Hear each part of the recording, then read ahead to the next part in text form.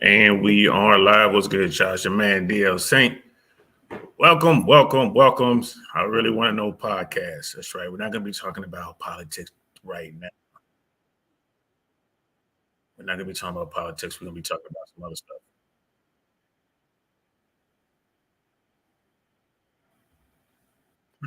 Looks like I don't have my uh, soundboard working. So give me 1 second, guys. I am going to reboot real quick. So you're gonna hear me go silent for a second. So give me just 1 second.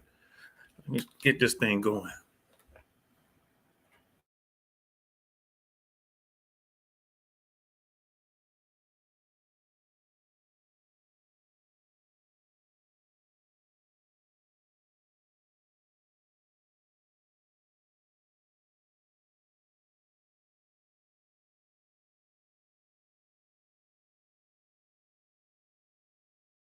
Bit today, and I'm hoping everything is working. Let me give it another try.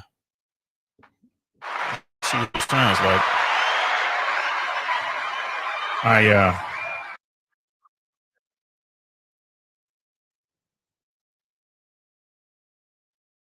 All right, looks we are in business. What's good? What's good, y'all? How y'all feeling, man? How y'all feeling, bro? I was messing around with audio. I was messing around with some other stuff, and it looks like I was able to get it fixed. Just had to reboot it real quick, so it's cool. It's cool. You know what I mean? So appreciate y'all coming through. We're gonna talk about that talk, man. I know everybody loves talking about manosphere stuff, man. And we gotta have this conversation because it's getting crazy out there in the manosphere, guys. It's getting crazy. Um, it's funny when you guys see me look away from the I'm actually looking at my computer when I'm looking away. I have a computer here to my right, but it's I'm gonna have to rearrange stuff because when I do playbacks and I'm actually looking at reacting to stuff, I'm actually looking away from where the screen is on the TV. So I'm gonna have to fix that. Don't worry, we're gonna get on top of it. Um, but yeah, man, we in it. Let's get back to it, man. Brother Mandrill, what's good, bro? How you doing, man? Good to see you, bro. We got brother Dino in the house, man. What's good, fam? How you feeling? Checking in from London. Oi, mate. I feel you, man. I hope all is well over there. Definitely, yeah, bro. I caught that news today myself, man. R.I.P. to the great, the queen of rock, Tina Turner. Looks like we lost her today, guys. We lost Jim Brown and Tina Turner, man. Two greats, two legends. So yeah, bro. I did a quick short on that as well, man. I saw that come through. I was waiting on my daughter, and I saw some news on that, and you know, that's so sad. Sister Vita's in the house. What's good, sis? How you feeling? Good vibes to you too. Yeah, sis. You gonna get to see some sparks today, man, because we're about to get into the conversation we're about to have. We're gonna be talking about um, the dating market out there. We're gonna be talking about marriages. We're gonna be talking about um, the sexual marketplace, sexual market value, high value men, high value women, top tier men, all that stuff. We're about to talk about it, and we need to have this talk, to be quite honest with you. And we're having this talk because it was someone who was in the chat on Monday, I believe it was. We were talking political stuff. He was asking about Andrew Tate and some other things. I'm like, you know what? I'm going to do a show on the state of the manosphere. And that's what we're doing. So it's good to see you, sis. I'm glad you're here. I got a couple videos lined up. Definitely got some stuff that we want to cover and react to. Um, yeah, man. The manosphere, man. RP, the RP world. Things I'm new to the space. I didn't know what RP was. I didn't know what the manosphere was. I've been in this space a little over a year. Um, I stumbled into the space like most men do. I was dealing with a relationship that I didn't understand what was going on. I was dealing with a younger woman, so I didn't understand what was going on. So what does everyone do when they have an issue? Go to YouTube, right? So I went to YouTube and I fell down this hole. I hit up, there's a few coaches out there. There was a few female coaches out there that I listened to what they had to say. I'm like, all right, I'm not quite feeling that. I don't think that really helps me. And then I stumbled onto some different content. I stumbled onto Coach Greg Adams. I stumbled onto Donovan Sharp. I stumbled onto the roommates, and then I stumbled onto Fresh and Fit. So once I stumbled on the Fresh and Fit, that was it. I was like, all right, I see what's up. And those guys are in Miami. I'm in Central Florida, so they were having an event. I went down to meet them in person because I'm that kind of guy. Anyone on this platform knows. I got a lot of associates out there, a lot of people, a lot of YouTube friends, but I can't really say I know you until we actually meet, break bread in person. So I went down right away to their event, met up with Myron and Fresh. I'm cool with those dudes, man. I got no problem with them. Um, they are who they are. They are who they are. They are exactly who they say they are. Those dudes don't have anything up their sleeve. They just fell into the space, and they're doing what they're doing. And I kind of caught on early. Now their rise was pretty quick. It was like just under 2 years. They blew up. Over 1 million subscribers and counting. Now, I watched the supporters change as time went on. Supporters didn't leave. It's just now there are new people coming in, and a lot of the people who are coming in, and they like in different spaces. Man, a lot of conservative folks. There's some Trumpers over there. There's a bunch of little mini factions over there, but everyone for the most part kind of behaves. It's not a Rumble kind of thing, although they're on Rumble. I don't go to Rumble, man. Rumble's just a little, for me, I can't rock with it. But the bottom line, people like Fresh and Fit, Rolo Tomasi, Michael Sertan, Rich Cooper, these type guys, they're out there really trying to help men. So yeah, and then Sister Vita wants to know, did you get to watch Kevin Samuels before he died or lead attorney? I know I did watch some Kevin Samuels, discovered Kevin Samuels through Fresh and Fit. He was on live. He like came to Miami, was in studio with them. Went looked at what Kevin was saying, and I mean Kevin was spot on. You can see, with him, you can see what he was trying to do. With Kevin though was pretty much it was the same thing every day, and he had an endless supply of people, women wanting to come and challenge him, and he did his thing. But he wasn't lying. Like you look at a lot of stuff that Kevin was talking about. It was very sad when we lost Kevin. I ain't gonna lie to you. I never met him in person. Myron did. Myron was close to him, although they had some issues. The Fresh and Fit camp and the Kevin Samuels camp had some issues, and Myron was hurt. Myron, wanted to work things out. I mean, he was just waiting for the opportunity, and he knew it was coming. Like, come on, bro, we in the same space. We're gonna see each other again. And Myron was waiting to work that out, and he didn't get the opportunity. We lost Kevin before that could happen. And I ain't gonna lie to you, like I was there, like, Myron took it hard. Fresh too, but Myron really took it hard. Donovan Sharp was really close with Kevin Samuels. In fact, Donovan Sharp was one of the first people that Kevin was able to use his platform and kind of get used to his YouTube thing, if I understand it correctly. Another person who was, really hurt by the loss of Kevin. Again, they were friends in real life. So yeah, I knew Kevin. I was familiar with his message. Remember, he started out hitting up dudes first. It was Kevin Samuels trying to square away dudes, and the harsh, direct. People call it harsh, but I just call it tough love.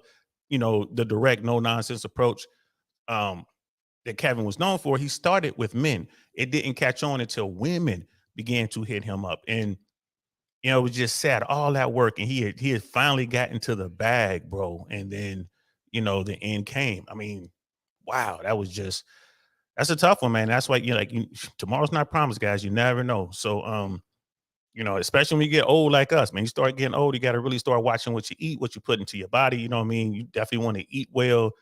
My doctor's always on me, drink more water, which I need to drink more water. Lay off the sugary drinks, eat more leafy vegetables, stuff like that. For people, all of us should be eating better. Stay away from the processed stuff.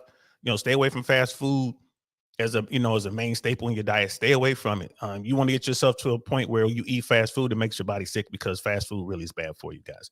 So, Kevin loved drinking those energy drinks, and you got it. The older we get, man, it's just me. I'm hooked on sugar. I love sodas and sugary drinks, and I got to cut it back. I've been working on it, man. It's hard. It's hard, man. It's like getting off a heroin or something, bro. It is hard. So, and then lead attorney. I've seen some of Lead Attorney's content. I'm a big fan of Suzette Speaks. In fact, Suzette Speaks was the first platform I was ever on. She brought me on the panel.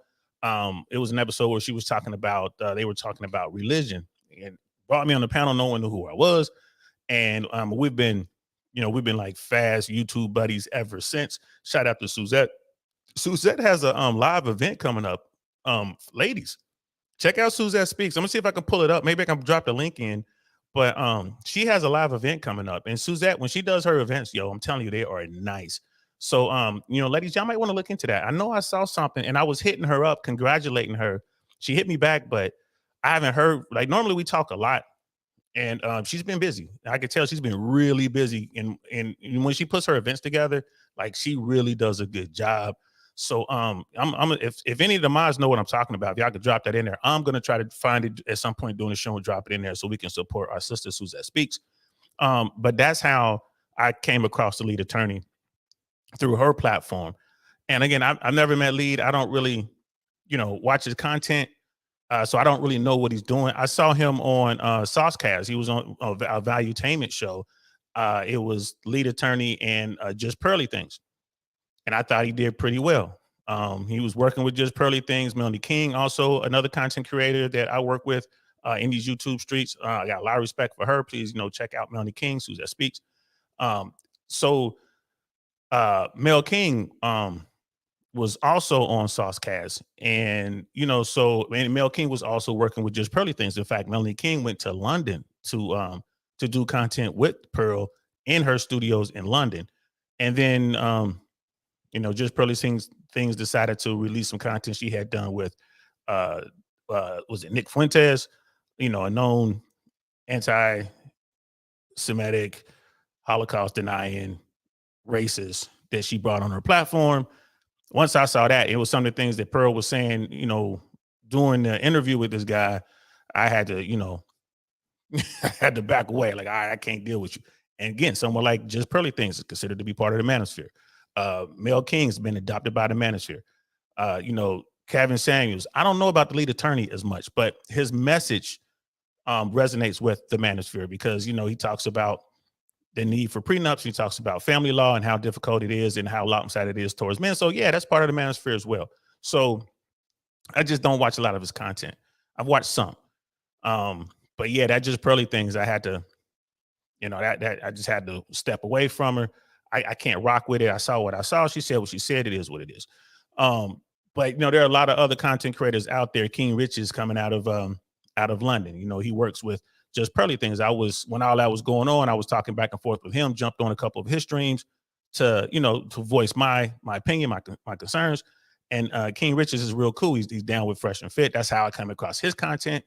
And whenever I reach out to him, he hits me back. So, shout out to King Richards. If you guys haven't heard of him, definitely check him out on YouTube. King Richards, like definitely Manosphere guy, red pillar. So there's a lot going on with that. So I hope that answers your question, sis. I mean, I know it was a long answer, a long answer for you. Ab and Fresh are really good. Ab and Fresh, yeah, like Abba and Preach and the Fresh and Fit, and Myron and Fresh. Now, not on the greatest of terms. I'm not a big fan of Abba and Preach, and it's not because of their content or their reactions. It is what it is. It's just the way that they move. I'm not cool with. There's some people who do this. They whatever they're doing for clicks, they're doing for likes, they're doing for subs, and they don't care. I don't operate that way. And, I'm from a different era. I'm not gonna say anything on this, on this microphone, on this camera that I wouldn't say to your face. You know what I mean? That's just that's the way I roll. If you see me in real life, I'm still the same dude. You're gonna meet me and see what I'm talking about. I'm not about, I believe in honor, I believe in loyalty and stuff like that. I believe in respect. So I've been preached, not so much. Not so much. You know what I mean? I don't really I don't rock with them at all. The stuff that they do, I just don't rock with them. But again, this is gonna, that kind of segues us into the Manosphere and the problems that guys are facing within that space. So I think that was a cool way to get a segue into that. We got Brother Knightish in the house. What's good, man? Good to see you, man. Shout out to you. Shout out to the chat. Sister Vita Yeah, it was a loss. I didn't agree with Kevin all the time, but most of the time he hit the mark. Facts. And that's how I look at the red pill world. That's how I look at the manosphere. Um, I don't agree with everything that comes out of the manosphere. I don't agree with everything that Myron and Fresh says, or Rollo Tomasi or Michael Sertan or you name the person. I don't agree with everything they say. You know what I mean? But there's a lot that I do agree with. And I understand where people are coming from. Sometimes people may use the wrong words, but I kind of get where they're coming from. So we're gonna get into that as well. But yeah, man, Kevin, he was pretty much on point. I ain't gonna lie to you. And Sister Vita was like, yeah, I saw him drinking one of those in the show the night he passed. Yeah, yeah. He loved those. I like to watch Melanie King too and MTR. Melanie Monaco. Oh, I know her, but I don't watch her that much, but I know who she is. And Brittany Venti. I don't know who that is, but I'm gonna have to look them up. And would you consider those people to kind of be like manosphere type or just relationship people? Because I know Mel King has been adopted by the manosphere, the red pill space, and her content, which is very close to Kevin Samuels, and I can see why people make that leap. Um, yeah, and then Sister V is like, "Oops, I meant Ivan Priest." Yeah, I figured that's what you meant. I was like, I don't think she meant that. But I'm glad you're here, sis. And feel free to jump up. I'm definitely going to be dropping a link on this particular episode to give people an opportunity to put in their 2 cents or whatever. I guess when inflation, we're up to you get your 6 cent in now with inflation, maybe 15 cent. But yeah, I ain't gonna lie to you. Like I'm cool with it, the manosphere, but there's a lot of weirdness over there. It makes sense to me. There are a lot of guys over there who are awkward. The world has definitely changed, and people are awkward. Again, people don't go outside anymore. Everyone is wrapped up in gaming, or they're wrapped up in social media, right? They're wrapped up in their own little cocoons, and they don't get out. I'm part of the generation who we weren't allowed to come in the house. We were told to go outside and stay outside, right? So, and then we knew how to interact with one another. We did. So it was a different world. Now, I understand why there's so many awkward men out here today. I get that. And then you look at people who have been raised without male influence, like because when I came up, even for those people who didn't have those brothers out there who didn't have access to their fathers, their brothers and sisters, right? In the hood, a lot of people didn't know who their fathers were and all that. They still have positive male and negative male role models in their life. So the hood was full of it. Like we knew who was good, who was bad. Like you go to school, we had male teachers there. Most of the PE, like we call it gym or PE, whatever you want to call it, most of those teachers were male. Most of the administration was male. Coming up. So even when if it was a female teacher who has like trouble keeping the class in order, she would go next door and get the male teacher. He would come over. We had uncles, we had cousins, like grown cousins. We had dudes like the OGs in the hood. So we had men around us. So we knew what it meant to be a man. We knew we had to get these up. You know what I'm saying? We knew it was just certain things that we learned. So when two boys had a problem, the whole neighborhood like, all right, cool, y'all work that out. Start fighting. That's how we dealt with our problems. And it was little kids, so it wasn't like no one was gonna get hurt. But got punched in the mouth or whatever, got scraped up a little bit, but you learned how to stand your ground. That's the world I come from. There's generations out here, probably going on 3 generations out here now that they have no idea what that's like. And we're in this world where all these generations are coming together in this space that's called the manosphere or the red pill world. And all these guys are having shared concerns. And most of that revolves around them and trying to date women. And that's where we are. They go to the manosphere, they come to the mano swamp, right? Red pill world, and they're trying to learn how to deal with women today. And that's what the manosphere is. That's what I stumbled into. And there's some things that are going out here that kind of makes it wrong. Because when you look at it big picture, it's needed.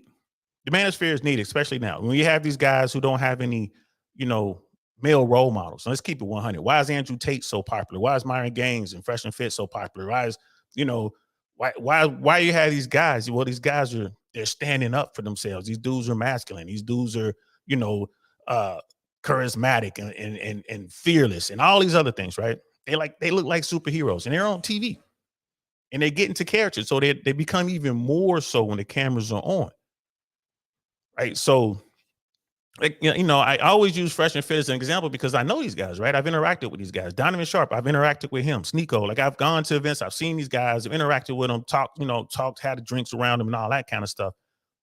So I refer to them a lot when the camera is off, right? When the camera is off, Myron Gaines and Fresh, bro, they are just regular chill dudes. Yeah, they know, like, if Myron knows how to talk to women. That, how these guys put all these terms on stuff, man, cold approach and dog game and social game and all these other different, and club game and all that kind of stuff. Dude, everything he talks about when it comes to dating and approaching women and all that, he does that in real life. He doesn't need the cameras on. He's that's how he gets down. Uses social media, uses dating apps, uses the sugar sites, all that. All those things they talk about, funnel and all those women, Myron and Fresh, they do that in real life every single day. That's just how they get down. In fact, Fresh and Fit, the whole show, that whole after hours talking to the women, that began. Myron and Fresh were on a double date with these women, and brought them back to the crib, and they were sitting around just chilling, you know what I mean? Lightweight, lit, whatever. And Fresh was like, hey, let's turn the cameras on. That's how Fresh and Fit started. They were doing what I'm doing. It was a StreamYard thing. Myron was doing his fitness channel. Fresh was doing pranks. I think it was Solo TV 84 or someone like that. Introduced them because they were in the same area. They were both in Miami, both in Brickell. They're like, oh, you know what? They talked. They were like, oh man, you cool. They got to know each other. They met in person, right? So you really can't get to know somebody until you meet them in person. Met in person, was like, oh, bro, you know how to holler at women too. Oh man, you know all the cool spots too. Oh man, you know how to, hold the bottle and all that kind of stuff. You got connects, you network. Oh man. And they were on a double date. They came back to the crib, was like, let's turn the cameras on. And that's how Fresh and Fit was born. That's that after hours, the bread and butter. And it shot up. That's how it started, because they have women right there live on TV, and they're just asking them questions and getting them to talk. And they're like, see, the dating game has changed. This is what you got to do. And that's why it always comes back to being the best man you can be, learning some game, getting into the gym, get your body together, learning to be social, get out there and learn how to socialize and talk to people, learn how to read the room, read body language and all that kind of stuff, educate yourself, make money. Like, that's where it all comes from. Like, they deal with it in real life. I dealt with it in real life. I came up before social media, before cameras and all this kind of stuff. Same thing. We came up, hey, you know what I mean? Everything they say, I'm like, yeah, that makes sense. And to me, the manosphere should be a space where guys can come, compare notes. Other guys can come who have no experience and gain experience and learn.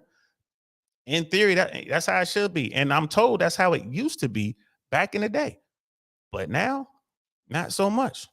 We got Last Good Man in Jersey in the house. What's good, bro? Good to see you, man. Sister Vita, she was like, yes, kicked out and don't come back except for lunch, dinner, and when the street lights come on. Absolutely. Yeah, we had to be back on the street. We had to be back on the block in front of the house when the street lights came on. We could only go like 4 houses away. We had rules. She came up when I came up. That's how it was. We were not allowed to be in the house. We had to go outside. Summertime, every single day outside. And we were out, man. To this day, our parents don't know what we were doing. If we told them, they wouldn't believe us. The stuff that we were getting into was crazy. Like I said, one day I'll tell those stories. One day I'll tell those stories, man. I'll get one of my cousins down here and we'll just talk about some of the stuff that we was doing. I'm telling y'all, man, it was crazy. It was crazy. I look back on it like, man, what was wrong with us? Like, for real. But we came up in a different era. So yeah, like there is a place for the manosphere. It could be very healthy and it can help men. There are people like Rollo Tomasi and Myron and who guys come up to him and say, hey, thank you, you saved my life. I was going to delete myself until I read your book. And that's Rollo Tomasi. Like, I was going to delete myself, man. I understand, until I read The Rational Male. And and the guys will have the book to be worn. They get like, all kind of highlighted stuff and stuff circled and all that. Man, I've seen this. I've seen the messages that people have sent Myron Hey man, thank you. You know what I mean? Because of you, I got my credit score up. Because of you, I got out the basement. I'm in the gym. I lost 100 pounds.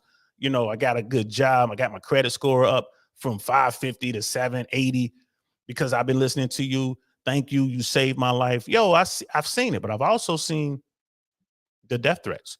I've also seen the hate that they sending, which again, it blows my mind, but I've seen that. You know, Myron and Fresh are out there really trying to help dudes. They really are. And there's so many dudes out there in this space. Most of them don't want to be helped, bro. I'm just gonna keep it 100. Most of the guys I come across, they don't want to be helped. They just want to be out here and be seen, man. They are invisible to most women. That's true. That's what the stuff that the manosphere says, Red Pill World said. When they say that most women don't see 80% of men, I believe that wholeheartedly. I've done little, you know what I mean, little experiments myself, anecdotally, just with women, and I'll ask them, "Did you see that guy? You know, did you see that guy? Remember this guy we talked to that was talking to us? Like what guy? Most dudes are invisible, man. Like if you're short, you're quiet, you're overweight, you got your head down, you're not handsome or whatever, you don't have any money, man, they ain't gonna see you, bro. They ain't gonna see you. But a lot of these guys, they get into the manosphere because they can be seen. They can send in super chats, and some beautiful woman could read it, or they can find some girls to simp on. Nina the Pineapple, shout out to you, love. I love Nina, man. That's a sweet woman, man. She's really cool, but she's beautiful, and she loves shaking her pineapple. Anybody's been to her Instagram know what I'm talking about. She has an OnlyFans, right? Who's making her hundreds of thousands of dollars a year? It's the simpletons out there, those dudes who are invisible, and they're cool being invisible and just send her money, joining OnlyFans and making these women wealthy. But in real life, they will never walk to these women. They can never go out with these women. These guys are willing to go out here and spend, $1,000 on dinner with the woman they just met. And then they get shocked when it doesn't work out because he doesn't know how to hold a conversation. She doesn't know how to hold a conversation. It goes both ways. I focus on helping dudes. I don't really focus on women that much. And y'all notice when I had these discussions, I don't be knocking the women. It is what it is. Yo, if she can run your pockets, man, good for her. I might send her over there to run your pockets. Might have you buy us a bottle. Got to understand that's how the game is, bro. Ain't no love lost. That's how I talk about it over here. But there's so many guys who are just, you know, they're happy being invisible, and they just come to these spaces and they want to say nasty things to women because they got an opportunity to be seen. And it is what it is. I ain't mad at them either. If that's all you want to do with your life, man, I ain't mad at you, bro. Go ahead and do you. You know what I mean? I am not mad at you. Brother Doug's in the house. What's good, fam? Yes, please hit that like for the algorithm. I appreciate it if you do. Even if you don't like it, hit the dislike. So Michael Sertan is one of the new guys, one of the newer top tier dudes in the red pill space. I call him top tier because he came in and like he really helps. He does men of action. He really helps out with other dudes. He has a good history. His personal history is really cool. Former military guy. I'm all about that. He was an officer in the United States Air Force. He's done some cool stuff. He knows a lot of stuff. I mean, this is and he talks about this red pill world, and he doesn't necessarily claim it. He says he's red pill adjacent, and I get what he's talking about. But so many people lump him in there because of the content and because who he rocks with. Michael Sertan, he works with Rollo Tomasi a lot. Normally, you see one, you see the other. Their messages are similar, but they're not the same. Rollo's doing what he's doing. He's been doing what he's doing for what, 12, 15, 20 years, something like that. Rollo's been out here doing this thing for a long time. You got like the Better Bachelor, Joker. He's been doing this thing for a long time. That's another guy, red pill dude, more of a, men going their own way, a MGTOW guy. You know what I mean? But Joker's out there. And what Joker's saying makes sense. Do I agree with everything Joker says? No. Do I agree with MGTOW? Do I think guys should go their own way? If they want to, I'm not. You know what I mean? I do a variant of that. I'm real picky, but I'm not saying, nah, I'll walk away from all women. I don't want to do that. I know how to holler at them. I love being with women. So Michael Sertan talks about being friends with women. Guys in the red pill, like, you can't be friends with a woman. Yes, you can. You can be friends with a woman, especially if you're a dude who has women. Like, if you're out here smashing who you want to smash, you can be friends with as many women as you want because you ain't using the friendship as a means to try to get at them. Like, you can be. I'm cool with a lot of females, bro. I Cannot smash every woman I know. Can't do it. Doesn't make sense. Doesn't even work. It doesn't work for me. Doesn't work. I much rather be friends with a lot of women, and they're gonna bring me women. You understand that?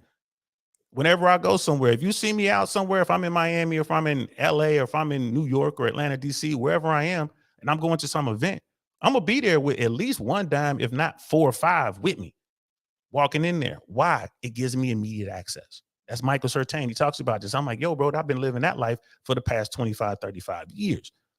Yeah, I understand that. Like he said, it's red pill adjacent, it's not necessarily red pill. You know what I mean? But my thing is with this whole MGTOW red pill thing is it's wisdom, it's knowledge, it's game. I look at it as game. You know, take the good, leave the bad. This will help you game yourself up. I remember I was on Suzette Speaks. We were on there talking about red pill thing. I think it was a show. It was Suzette invited me on to do a show. I think we were talking about the manosphere, talking about red pill stuff. And it was some guy, I'm not going to say his YouTube name, but this guy comes up there on the panel and was just, you know, you're a red pill. I'm like, nah, I'm not really red pill. You know, I listen to what they say, but you know, this is my variant. This is my take on that space. But this guy was like, no, you're a red pill. And God, he's like getting all excited. I'm like, all right, then, bro, I'll be red pill, whatever. What? All right, I'm red pill now. What? And I had to calm myself down. Again, I come from a different world. If we was in person, if I'm talking like normal and dude getting aggressive like that, yeah, I'm standing up. I'm gonna be right there talking to you, bro. Like, oh, how serious you are about this, homie? I'm from a different place. I'm like, oh, let me calm down. And then I was, you know, and dude was just like, well, I'm just saying. I'm like, you just saying what, bro? You sound like an idiot. Why are you so hostile to this message? There's a lot of guys out there real hostile to this message. I'm like, why? Why? So there's a lot of that. A lot of that, brother. Last good man in Jersey. MGTOW is stupid. As men going their own way is stupid. Too many alternatives to leaving the dating game. I'm not gonna call it stupid, but I'm not gonna do it. You know what I mean? Like I said, I do variants of it. I call it the oath. Every now and then, you're forced to take the oath. Either sometimes you take the oath on your own. Sometimes the oath is forced upon you. I call it the oath. I just sit back. I'm just not on that. I won't engage. I'll have nice conversations. I'll do whatever, but I'm not trying to engage. And even when I'm going through that phase, if a woman is fine enough and she's like, yo, you can just have this, you come and get it, then all right, that changes everything. Oh, I can have it? As soon as she say that, it changes everything, right? Holla, holla, holla, holla, holla, holla, holla, holla, holla, holla. If you just gonna give me the Foxy Brown, holla at me. I ain't working for it. I ain't trying, whatever. Come back to the telly, boom, boom, wham, bam, thank you, ma'am. I see you, thank you. You got what you want, I got what I want. I'm cool, but I'm not engaging. So that I call that the oath. My dude Corey, when I was coming up, he would say that, man, I took the oath. Or sometimes like, man, I think the oath been forced on me. Because that's just, you're not focused on women. Right. So, and that's another thing that the red pill space, the manosphere talks about, you know, don't be focused on women. Don't chase women, chase excellence. Shout out to Rich Cooper. Unplugged Alpha is a very good book, by the way. You guys haven't read it, you should read the Unplugged Alpha, Rich Cooper. I got it back there. Yeah, I got it right back there. It's a good book. Again, Rich Cooper calls this space the Mano Swamp, right? Because of the stuff we're about to start talking about right now. But yeah, brother Gene, yeah, my thing is, I'm not gonna call it stupid. If you want to do that, that's on you. I think a lot of guys, and I'm just making this up. It seems to me the guys who will go like, I'm a man going my own way. I'm MGTOW. I don't want to deal with this. It seems to me that maybe they've been burned one too many times and they're just tired of dealing with it. You know what I mean? It's just tired of dealing with it, and I understand that. Like I just rather not even deal with it. Those MGTOW guys, and they're talking about chasing relationships and stuff like that. It's not like they're becoming monks. Nah, those MGTOW guys might take a trip. You know what I mean? They might go down to the local massage parlor. You know what I mean? They still gonna get some needs met. They just probably just pay for it up front. Again, you look at someone like Fresh and Fit. They're like, dudes should never pay for Foxy Brown. That's their take on it. They say you should never do it. Me, I'm like, if you want to, go ahead, but don't fall in love. Definitely be able to remove your emotions from that. Don't be going to the same provider. Don't be falling in love thinking you could change it. Don't, you know, because they could, man, these women out here, especially towards the end of their career, you get you a provider who really got game and still kind of attractive, man, she'll have you thinking that she really loves you when she's just getting the money. So I tell dudes, like, if you're gonna do it, be careful. Know what you're doing. Too many guys fall for, women, professional women, you know what I mean, the service providers. They fall for them, think they're gonna turn them into a housewife. Maybe the odds are against you, bro. Same thing with girls who are strippers and stuff like that. Fall for one of them if you want to. Just understand, keep your emotions out of it. That's, again, like I said, my take on the red pill. Control your emotions. And of course, people who follow this platform, they know how I feel about marriage. Like, bro, just know what you're getting into. I'd say don't do it. Don't get legally married. Try to keep the government out your business. That's what I say. And I was on the phone 2 hours yesterday talking to my man Jay Swans about that. He was just, but bro, I was like, no, man, I'm not doing it. Especially at my age, I'm in my 50s. You know what I mean? So nah, I ain't doing it. Brother Doug, wait. DL, wait until you encounter young men that grew up as teenagers listening to the Manosphere and see how damaged their mentalities are. Yeah, bro. I mean, and it's, and this is where I give Brother Doug pushback. Like, okay, you're gonna say that they're damaged because of the Manosphere. I say they're damaged because they don't have any positive male role models or any male leadership. Most of the guys I come across, that's the first thing I notice. Like, man, these guys need leadership. They're searching for leadership. That's what they're really looking for. And then they latch on to the wrong role model. They latch on to the wrong message. They were like, you know what I mean? So when people look at Andrew Tate, you see Andrew Tate on camera, he's saying what he's saying, he's doing what he's doing. They lock onto that Cobra Tate. But that's not him in real life. You meet him in real life, man. He's real cool, man. He's chill, man. He ain't on that. It's a good conversation. He's a chess player, bro. He's a smart guy, man. He came up in the hood and he's made himself into almost billionaire at this point. Made himself into a multimillionaire, bro. His net worth is probably somewhere well north of $200 million. You can't be out there being bombastic like that and get that bread. You know what I'm saying? Now he got the bread, he's bombastic. And look what he's dealing with. Good thing he got money, right? Because Romania came for him hard. But I don't know if I put that on the red pill itself or the Manosphere. It's who these guys, who these young men decide to embrace. There are people out there who can square them away. But I don't put it on the red. I put it on the individual. And Brother Doug's like, damn, my signal is terrible. I'll be back. Cool. Cool. We'll see you when you come back. Make sure we broadcasting. Yeah, we broadcasting pretty good. So every now and then I like to check the stream, make sure we good. We got Wonderful 34 in the house. What's good, fam? How you doing, man? Good to see you, bro. Always happy to see you, man. Day one, big supporter. Brother Doug said he'll be back. He said it's terrible. His signal was bad. He said he'll be back. But yeah, I don't put that on. Guys follow to the Manosphere and they follow the wrong guy, man. That's on them as an individual. Be careful who you rock with. I tell guys that too all the time. But it's so crazy that we're in a world now where it's kind of like, for my Star Wars fans, it's like the Sith, man. Everyone's in the Sith. Either you're with me or you're against me. There's no middle ground, right? There's no, hey, I agree with some of that, but I don't agree with all that. There's none of that. Either you agree with everything I say or you're against me. Nah, that Myron Fresh ain't like that. We sit down and talk like, yeah, bro, I don't agree with that, but it's cool. I talked to Brother Tarus on this platform, man. Bro, we push back on each other all the time. Ooh, pause. We we go back and forth all the time, man. We debate all the time, and it's like it's cool, man. Same thing with Scam Likely, Brother Dusto, bro. Y'all saying he'll probably jump on today.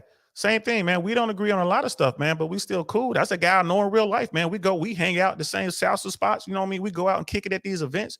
Me and him cool. I know him. He see me out there. He see how I get down. I see how he get down, bro. It's cool. But I don't have to agree with everything he says. He don't have to agree with everything I say. Speaking of club, there it is. Trey Boogie in the house. What's good, fam? What's good? What up with you, player?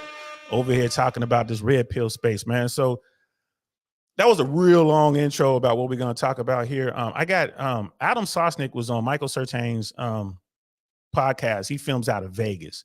And the first few minutes was real interesting. And I wanted to show that because he talks about his experience dealing with the Manosphere and what's going on out there with this red pill stuff, right?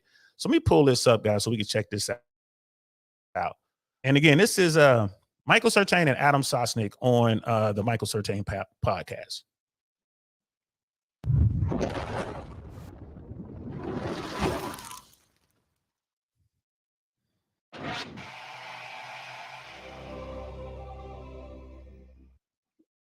I got to get an intro, y'all. Welcome back, guys. I'm really excited about this week's guest.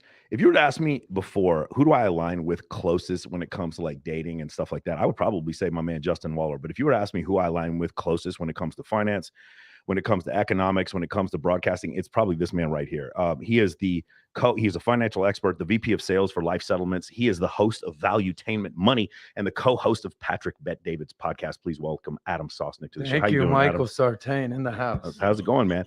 So Jay Waller got a plug right there. Well, Jay like when I met, okay, so the thing is, I'm thrown into the red pill community, right? Mm-hmm. Like it sort of. Like I get sucked in because as soon as I associate with Rolo, then all of a sudden I go on all these other shows and I'm not that deep in it like they are. And then some of them I'm like, okay, I understand what you're saying, but like some things are antithetical. Like I believe men and women can be friends, and you do too. Yeah. Because and the thing is, you and I don't have to have this discussion because you used to work at a nightclub or you used to be in nightlife clubs. Yes. Nobody who works in nightlife is like, yeah, men and women can't be friends. We all know you can't. Guys who are male nurses, guys who manage strip clubs, guys who are VIP hosts, they don't ever have a problem with this concept. And so there were places in Red Pill where I just didn't fit. Do you understand? Yeah, and so I listened. So right off rip, like when he's talking about who he closely aligns with, he's talking about Jay Waller. Again, I'm cool with him as well. You know what I mean? Jay went to college and played football with one of my homeboys. And I met him in person. I know what's up with him. You know what I mean? I can hit him up. Like, what's good? Whenever I reach out to him, he hits me back. Hardworking guy, good guy. And that's the dude. He's all about gentleman game and all that.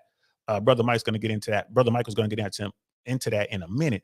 But the one I wanted to pause it right there because he's talking about being friends with women. And yes, there are guys out there who know this. It's like you said, if you worked in a strip club, or you work in a regular nightclub, you work in the restaurant business, anything like that, you know that you could be cool with women. Men and women could be friends. What he's kind of skipping over because it's just, it's matter of fact to him. But most people don't understand this point is the guys who work in those fields, they get a lot of women. They smashing. They get a lot of women. Right? There's people right now that can back me up 100%. There's anybody who works, like if you're a bartender, you're the door guy, if you're in management or whatever, and dealing with anything in entertainment, anything like restaurants, bars, nightclubs, stuff like that, you can be cool with women because you are inundated with women and you smashing. That's the part he kind of glossed over that most people don't realize. Men in these fields understand that they could be friends with women because they have so many women. They are running rotations already. They're smashing. And now these other women trying to get at them. So these guys have an extremely abundance mentality when it comes to women. It's very abundant. So a lot of people don't understand that. Guys, I tell guys all the time, you really want to meet some women, man? Go work at a big restaurant. Even if you're working in the kitchen, go work in a big restaurant. It's going to happen. It happens in corporate America. It happens everywhere. Like it happens in the military. Once you start smashing, you're going to be like, all right, cool. I can't hit them all. Let me be cool with her so I can, meet some of her friends. At least I can have some women to come around me. I can just chill. That's why he's saying that. That's, but the manosphere will have you believe that dudes only want to be friends with women so they can smash. All right, cool. I get that. And a guy who is a friend with a woman, a guy who's cool with a woman, if she came up to him one night and was like, I want you to smash. I want you to get, I want to get it to you. And if she's attractive, yeah, he's probably going to smash. Right? Let's just keep it 100. He's probably going to smash. Women know that. Women know that most dudes, 99.9% of dudes will come over and, they'll smash you if you let them. The women know that. Women aren't dumb. They understand that. Women understand that they control who gets sexual access. They understand that. So yes, men and women can be friends, but you get so many guys who in this manosphere space, these basement dwellers, that's impossible. It may be impossible for you, my friend, but it's not impossible for everyone else. So let's continue. And Justin, I was like, okay, he gets it. Justin gets it. Okay. So that's why like Justin, he started talking about gentleman game. I was like, okay, finally there's a place where I feel like I can express myself without getting called all these fucking names. And that's why I liked Justin's content so much. With you, it's like one of the issues I see in Red Pill that's been an issue recently is how we are now all pro-Russia and anti-Ukraine because we don't like Biden. And I'm like, where the fuck did this happen? Like, how did this happen? Or That's news to me, actually. oh no, I'll play. It's pretty frequent. You'll see in the live stream. Do it sometime. Read the live stream when you talk about Ukraine, and then the other. Well, there's this like strongman love for Putin thing going on, and I without even addressing any other stuff that's going on out there. It's just Putin strong, he good, everyone else bad. You can't. You did this on your live yesterday, where it's like two things can be true at once. I love your example with Kyrie. It's like you can be a flat earther, but also have the sickest handles. Yeah, you can be a flat earther and have sick handle, but you know, Kyrie Irving believes in the flat earth, man. I'm sorry, man. Anybody who's a flat earther is an idiot. I don't understand that. Why? Why? It's like believing air doesn't exist. Why? But you know, yeah, Kyrie, if he's hooping, yeah, I get to pick somebody that I get to pick a one. Yeah, I want a point guard. I want Kyrie. I want Uncle Drew. But we're not gonna talk about nothing because I got no respect for his intellect. Like, nah, bro, we ain't talking about nothing. But go ahead and play. You know what I mean? But and they're not lying about this whole Putin thing, Putin-Ukraine thing, like the geopolitics and these, you know. I noticed that about a year ago. Guys will come to me and, you know, because again, you're a red pill guy, so you're like me. And I sit back and laugh at them like, I don't know about that, player.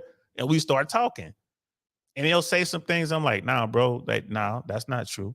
That's not true. What you just said, that's not true at all. Like, how'd you come to that conclusion? Especially when we're talking about geopolitics, talking about Russia and Ukraine, right? There's a guy out there, Coach Red Pill. He's an American living in Ukraine, very, very, very pro-Russian. He's locked up right now. The Ukrainians got him. Very, very, very pro-Russian. And he's lucky he's an American, because if he wasn't an American, he'd be gone, Mark. He'd be gone. Ukrainians aren't playing, especially since the invasion begun. He'd be gone. So during the invasion and all that, he was just pumping out all this pro-Russian stuff. All right, cool. That's his business. That's what he wants to do. A little dangerous for me. I wouldn't do it, but that's what he wanted to do. And all these red pillars, man, all these manosphere guys are like, yeah, Putin is good and da-da-da. And Trump said Putin is good. There's a lot of Trumpers in there. And, you know, I'm going to challenge you.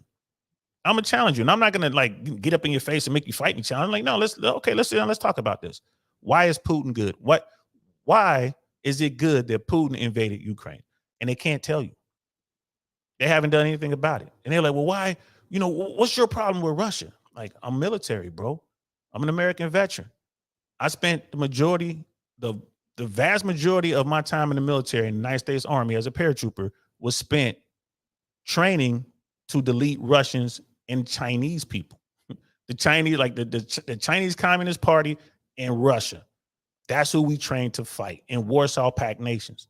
All those little side fights that we had, whatever. The main goal was to get at the Russians.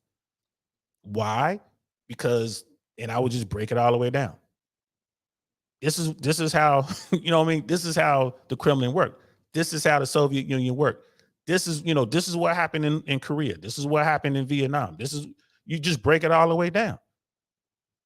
Who you think we were fighting? Who were helping the people that we were fighting? Who were out there deleting Americans? They were getting their support, their weapons, their training from the Russians, from the Chinese. So yeah, every time we get a chance to get them a blackout, we're gonna take it.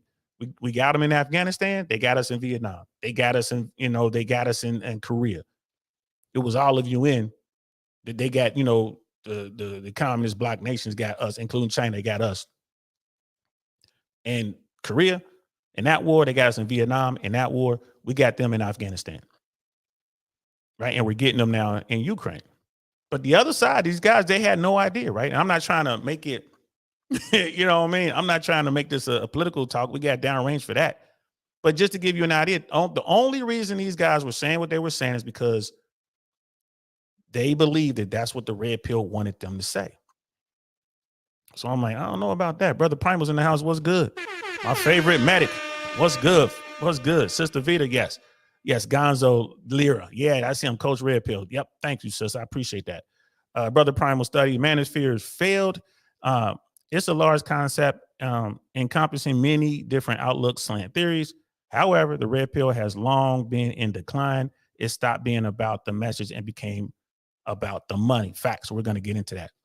Facts. We're going to definitely get into that. And So like I got a few bullet points here. I'm gonna talk about the first bullet point, then we're gonna continue this video. A lot of guys in the manosphere, bro, a lot of guys, red pill guys, they're hurt. Let me just keep it 100, man. They're hurt.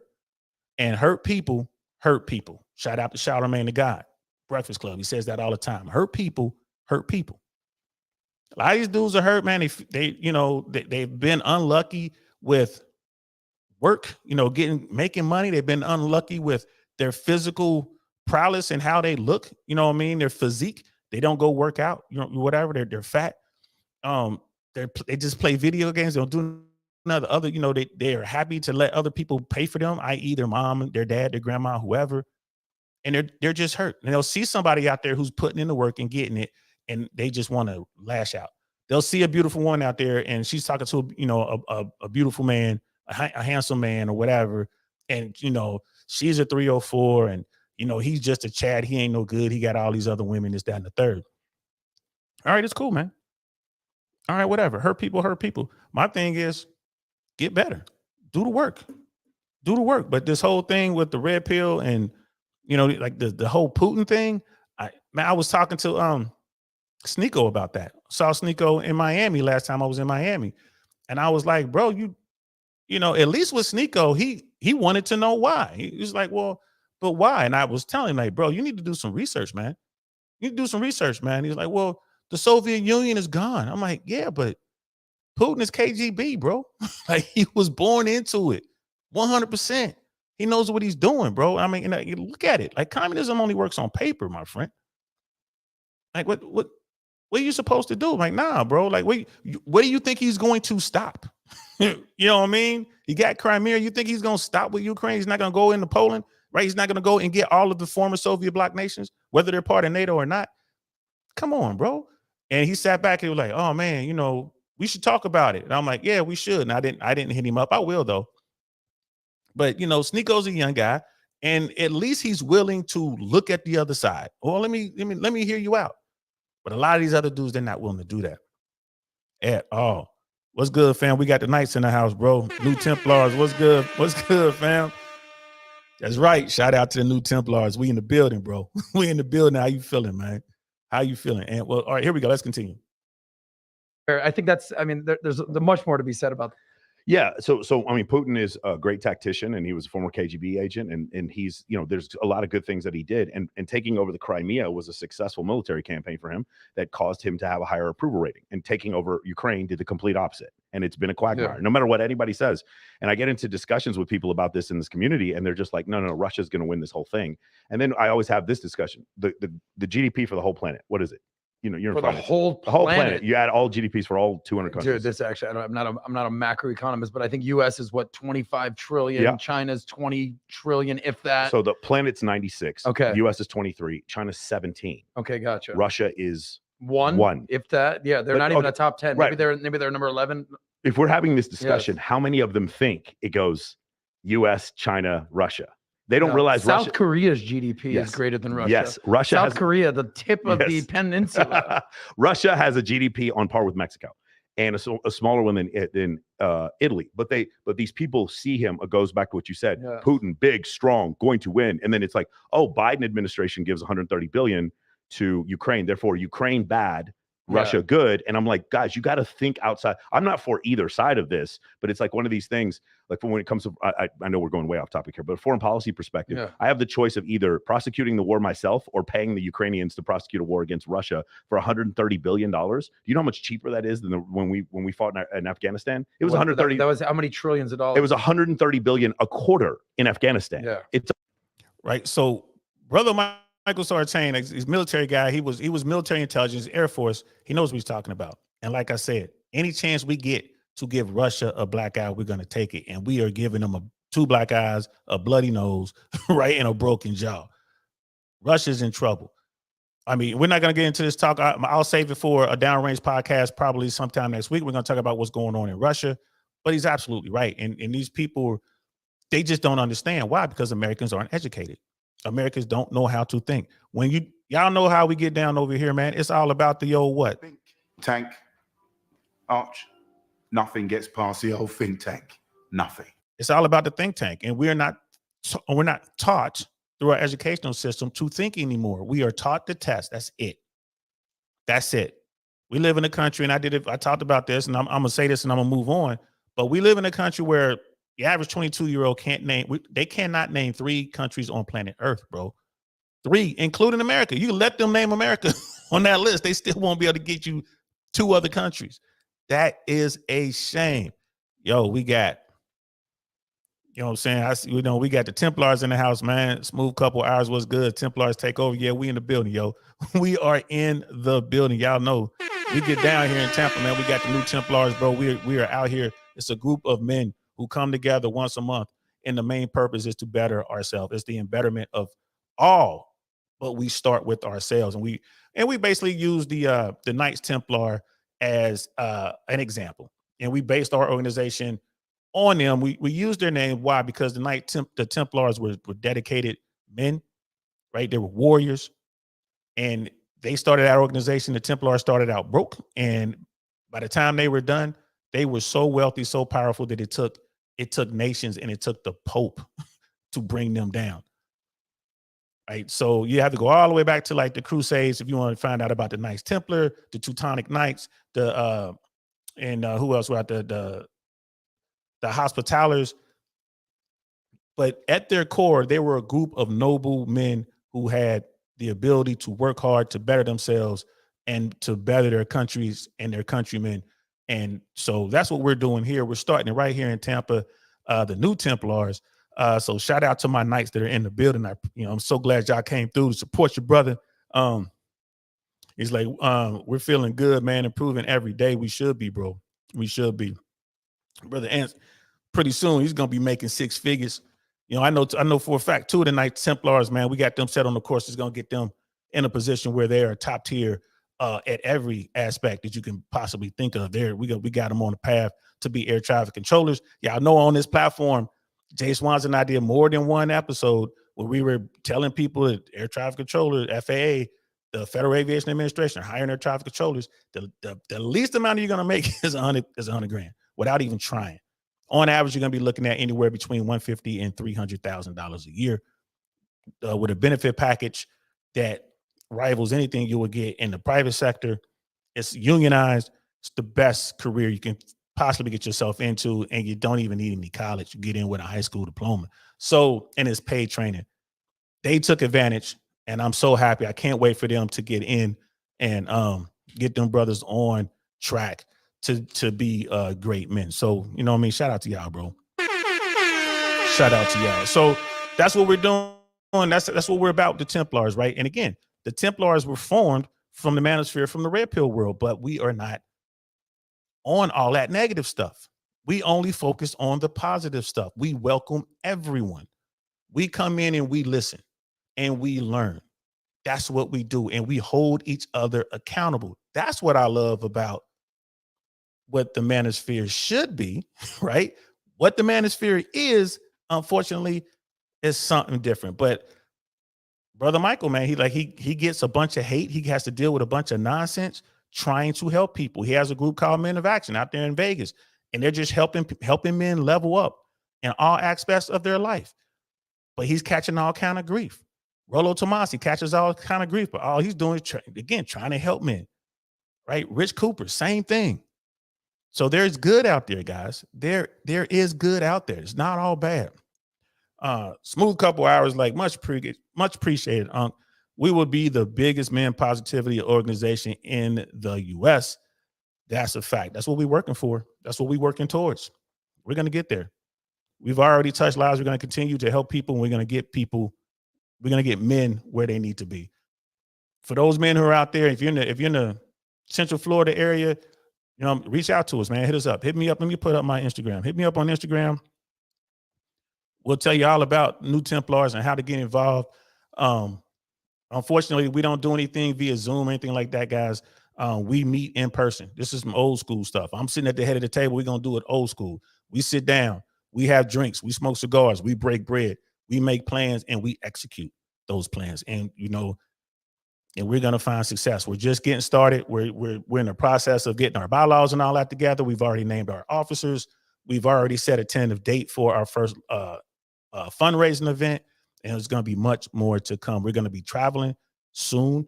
We're going to be traveling. We're going to be traveling throughout America. We're going to be traveling throughout the world as an organization. There's things that you must do as a man, and travel, I believe, is one of them. So, and I know Last Good Man in Jersey believes that, because we did a show on travel and how important it is to travel and broaden your horizons on this platform. So that's what we're doing, y'all.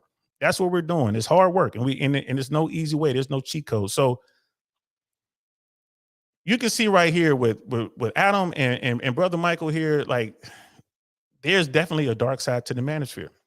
There's definitely a dark side to it. Now, does that mean you're supposed to just run away from it and throw them all away? No, that's not what it means. Right? So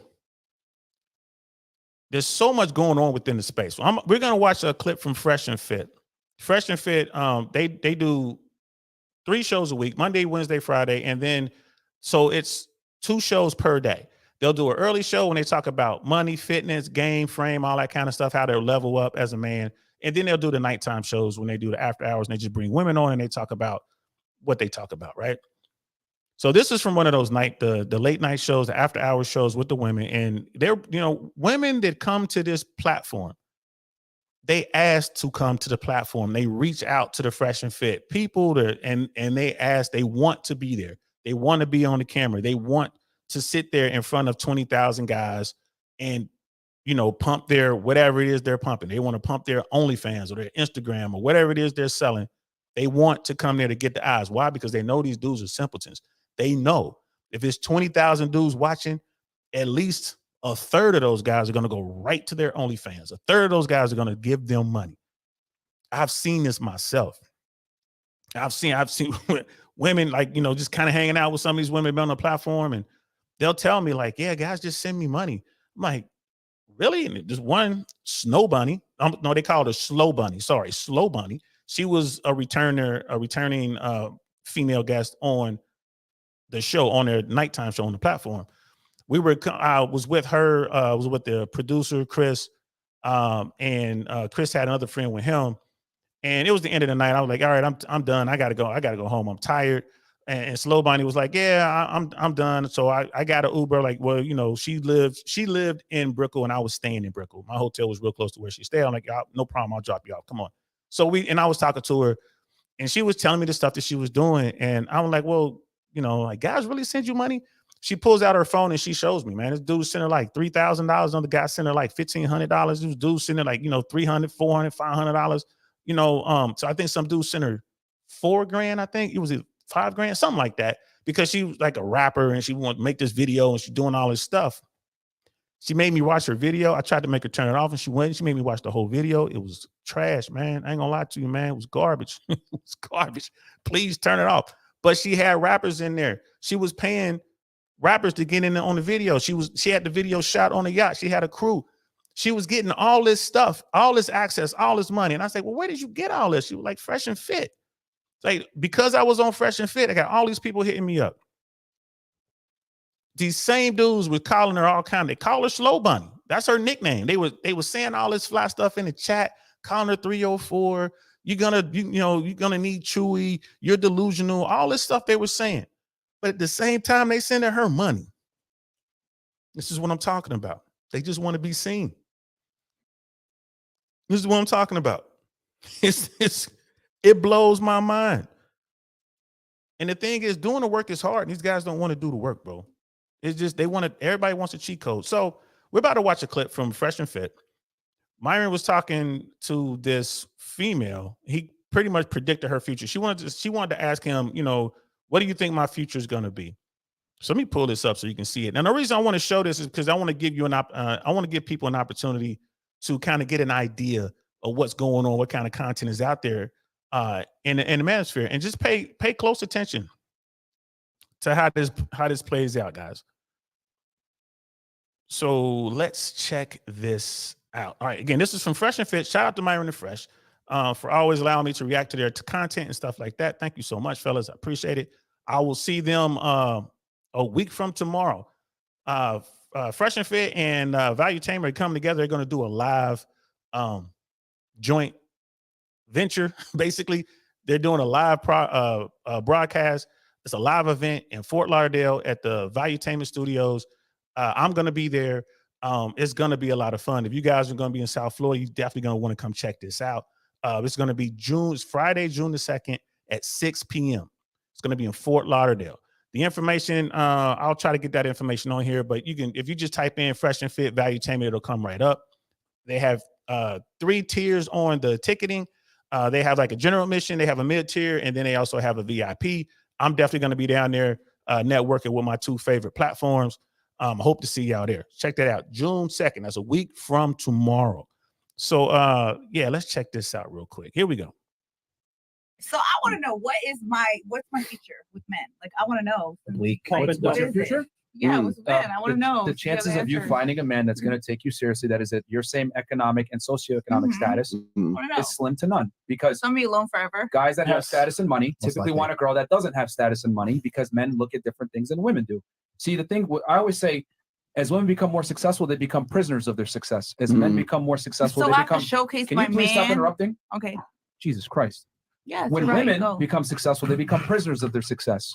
When men become successful, they become free from their success. I'm able to date more women and I have more options. As you make more money, your chances and opportunities with men go down, because you need a guy at your level that makes millions. Well, guys that make millions have standards. Guys that make millions have a title. Guys that make millions have status. They don't want to walk into a room and everyone knows that their girl is a porn star. That's just what it is. Well, there's one more factor So, you know, this is a typical after hours setup. You know, they have all the women around the table, and there's another sofa that's just a couple of feet away, like really just a few steps away from where they're all sitting, and that's full of women as well. You know, Myron and Fresh will be there, and they'll talk about these sort of things. So this woman asked, you know, what's going to be my future, right? This woman's a porn star. You look at her face and see all of the work that has been done. Like, I'm not, you know, I ain't tripping, but the nose job, she got the lips, you know, blown out or whatever, BBL, breast job. Like, she's in the porn industry. All right, I get it. I ain't mad at her. She's very successful. Apparently she's making, you know, millions of dollars, or have made millions of dollars or whatever. One of the things that the red pill space and the manosphere talks about all the time when they're talking about, you know, what women want, they talk about hypergamy all the time. Women want the best. Okay, cool. Ain't nobody mad at that. But she was asking, what's my future? And then kept cutting Myron off. Like, you see how Myron, when he started, you know, very matter of fact, just letting her know, but she just kept jumping in. He's like, yeah, shut up. Like, shut up and let me answer. You asked me this question. So, and you heard what he had to say. And basically what he's saying is, if this woman who's a porn star, like this, she has, you know, grown up relations. I got to keep it YouTube friendly, y'all. She having grown up relations, you know, on film, which could mean that she's having relations with 3 or 4 guys at the same time or whatever. It is what it is. Just that's how she's making her money. Okay, cool. She's going to want a guy who makes more than she does, if as much or more. So she's worth $1 million. She's going to want a millionaire dude. Why would that millionaire dude choose her? She's older. It's a lot of work done. Like, I don't know why women get the big lips and all the rest of it. They think they look good, but guys, there are a lot of guys who don't like that. There are guys out there who do like it. You know, she has the big fake breasts and the BBLs and stuff. There are dudes out there that like that, but are they going to marry you? And that's what they're talking about. You hear that a lot in the manosphere. So, and then you heard what she said. She's like, so I'm going to be alone. Like, they said, we didn't say that. Like, I didn't say you were going to be alone. We're talking about the man that you want. The man that you want probably isn't going to want you, but there are tons of dudes. I call them in the bottom 80, right? Because, you know, that's nothing the manosphere talks about. Like, women only want the best. So the top 20% of men get all the women, and the bottom 80, they don't get nothing. They're invisible, right?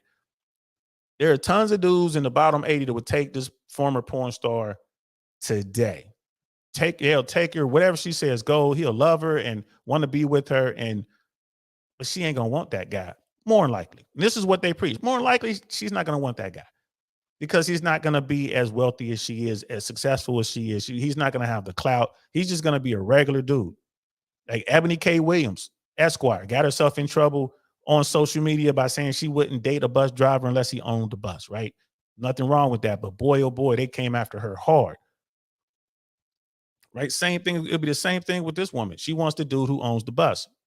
It's the only way I'm gonna mess with this bus driver. Well, the bus driver or the guy making coffee at Starbucks or the guy who's just the average Floridian, say some dude's out there making $50,000 a year, she's not going to want to be with that guy because she can't have the lifestyle that she wants, that she's accustomed to. And that's good for her. But that's what Myron was saying. Also, there's so right here, that's Rollo Tomasi with the sleeveless shirt on and the thing on his head. Michael Surtain over here, as you can see, let me make this bigger. So you got Rollo Tomasi over here on the right. You got Michael Surtain here on the left. And the guy in the middle with the suit, that's Modern Life Dating. His name is John something. Modern Life Dating. I'm not a fan of this cat. I've seen him, I haven't met him. I saw him in Miami. Like, dude was right there.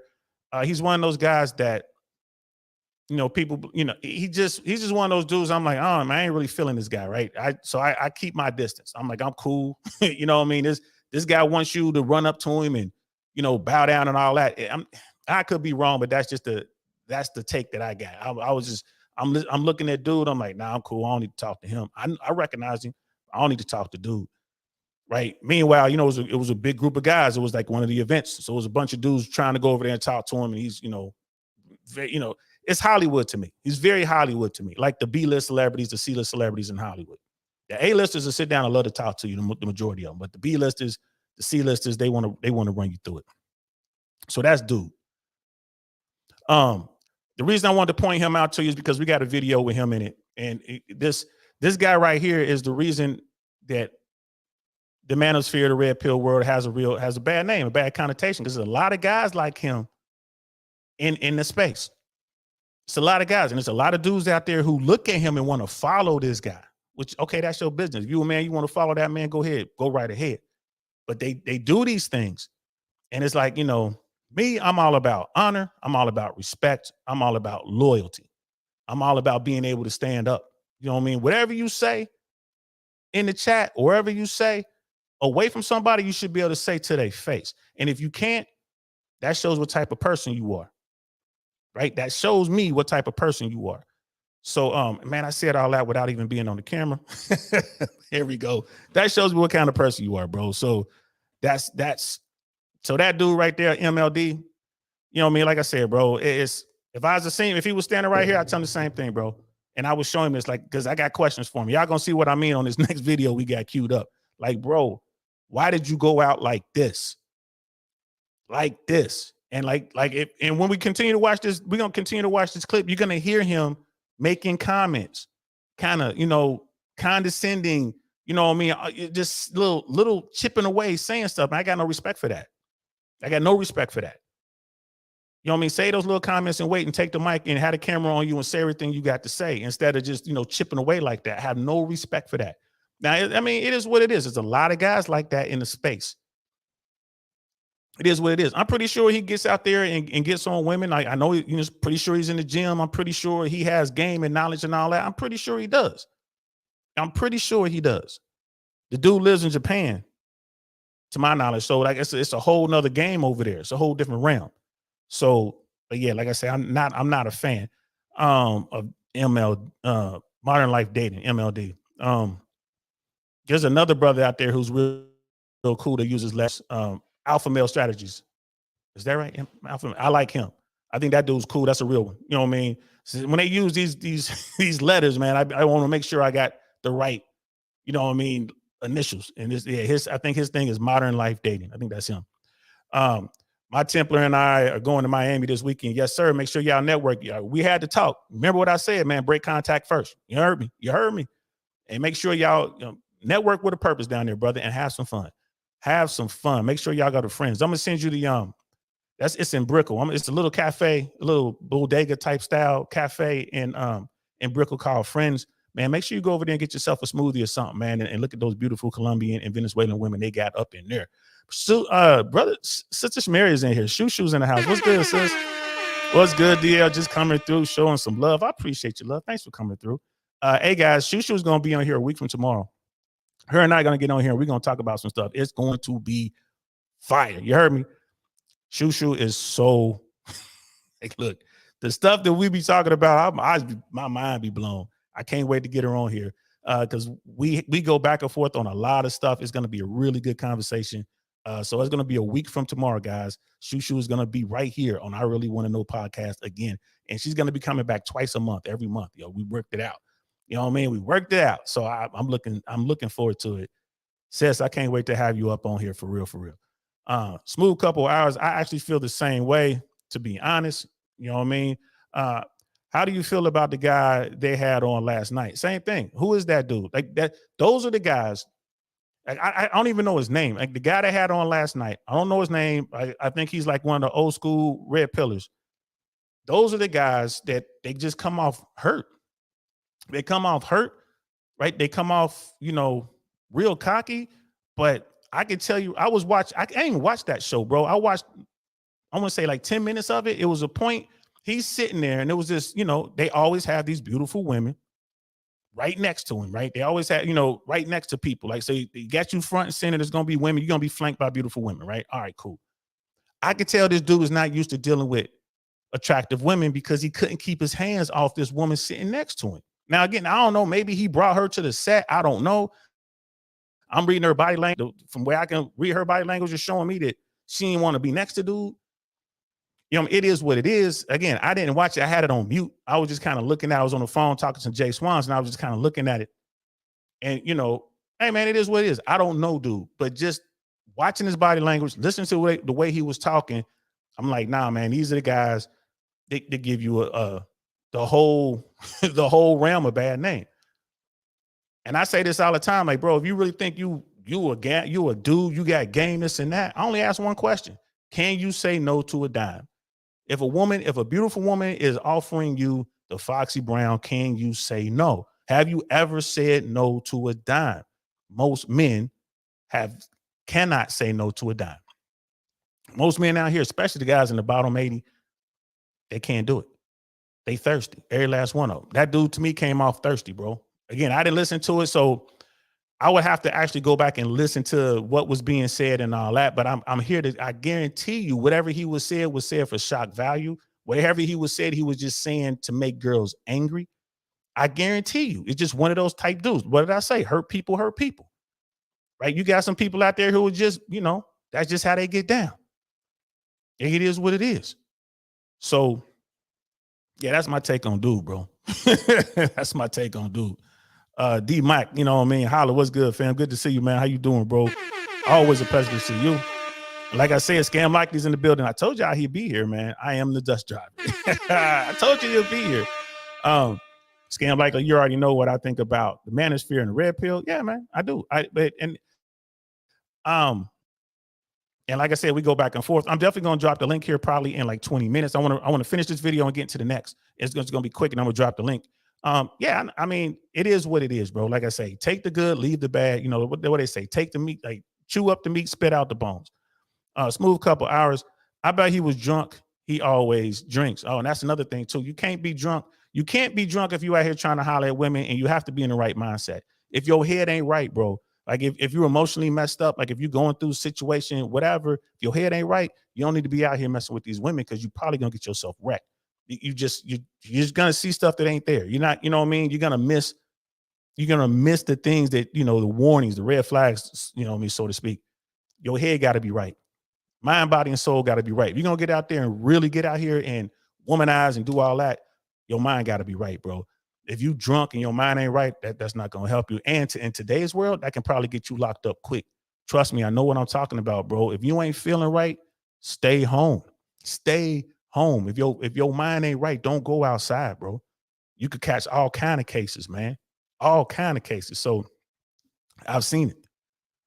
So yeah, that's what he does. If he gets drunk and all that, whatever. But like I said, man, if I was on the set, I wouldn't have said nothing to dude. You know what I mean? I'd have kept my mouth shut out of respect for Myron and Fresh. But as soon as we stepped outside, whatever. We could talk like men. You know what I mean? Or even inside, we could have a discussion like, hey man, I don't agree with that or whatever, and just leave it at that. When Waka Flocka was on the set, like, hey man, I don't agree with none of that y'all just said. Cool.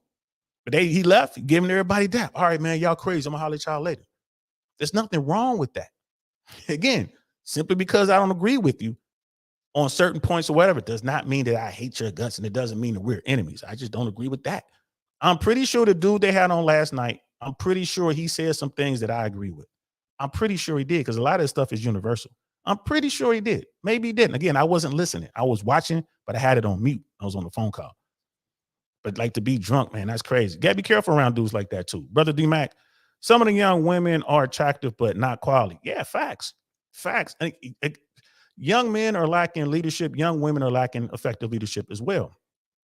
Who are these young women following, man? They following the city girls. They following Cardi B.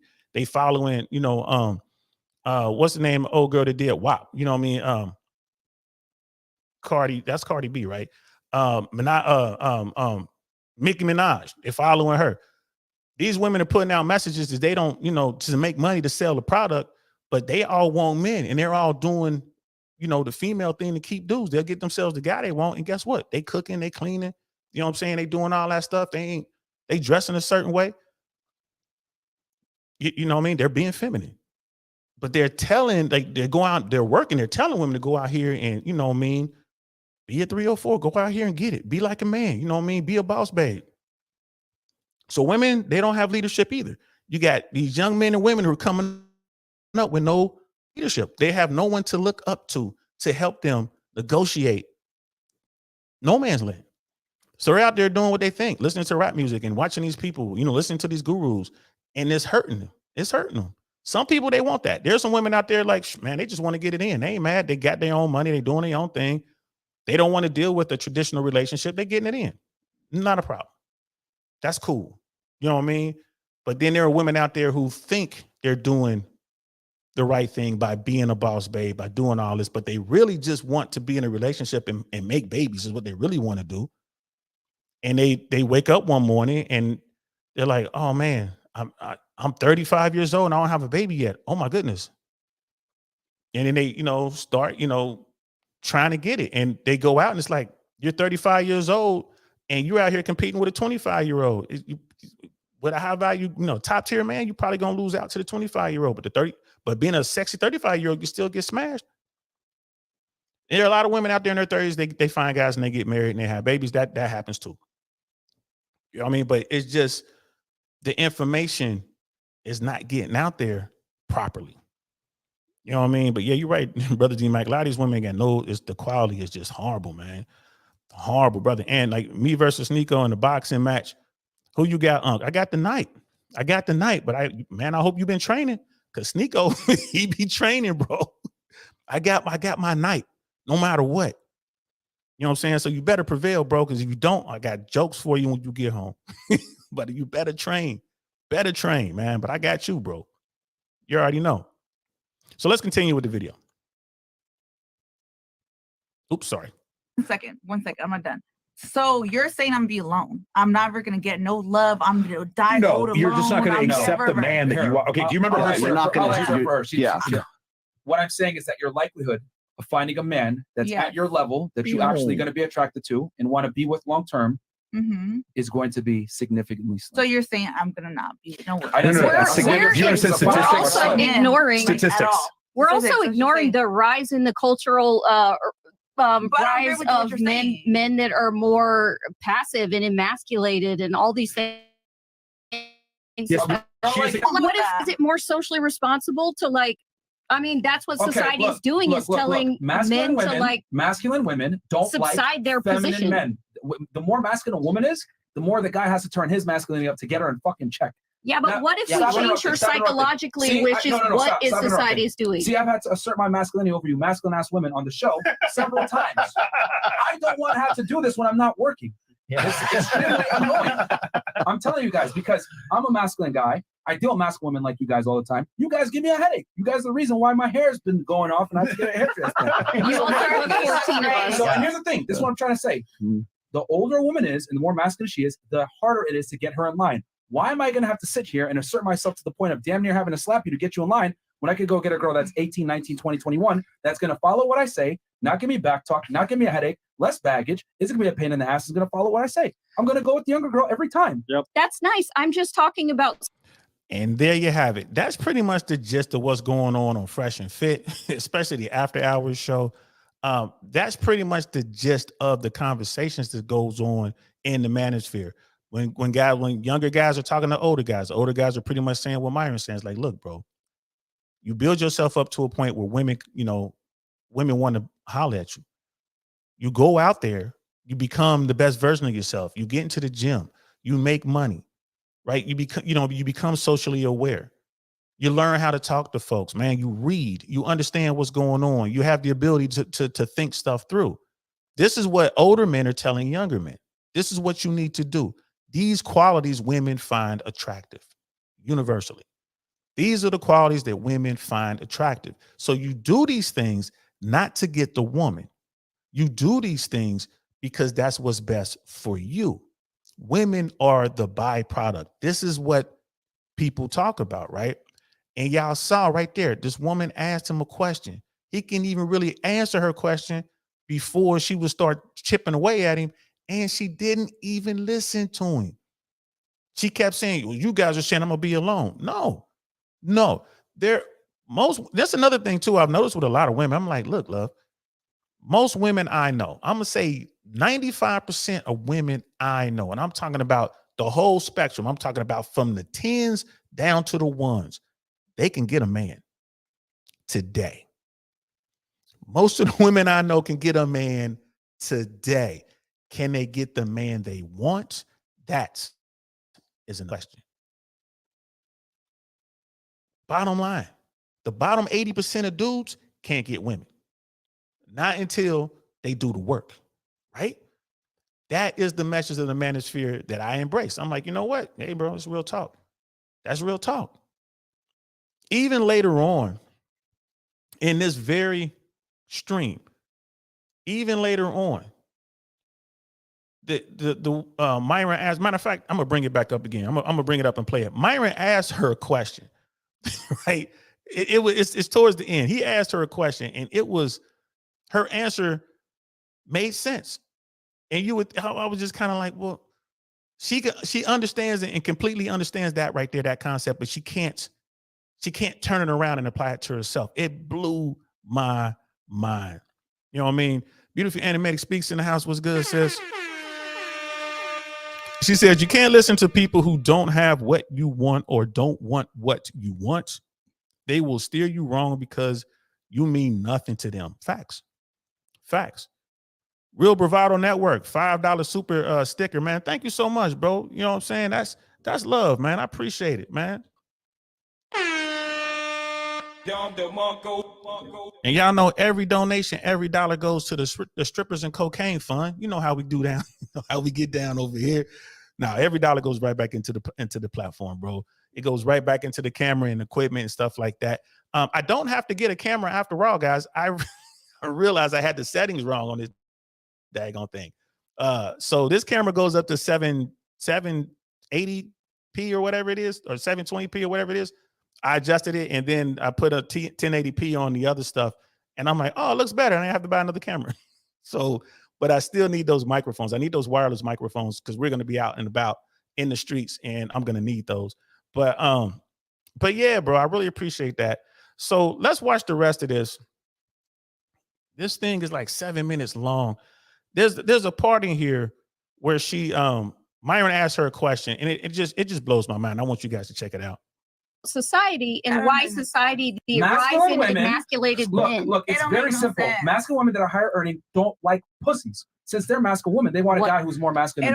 Just to answer your question, what you're saying is that society right now is demasculinizing men. You're correct. The point is for women correct, to rise. For sure. I totally understand. Title IX, all that, 1972. Yeah.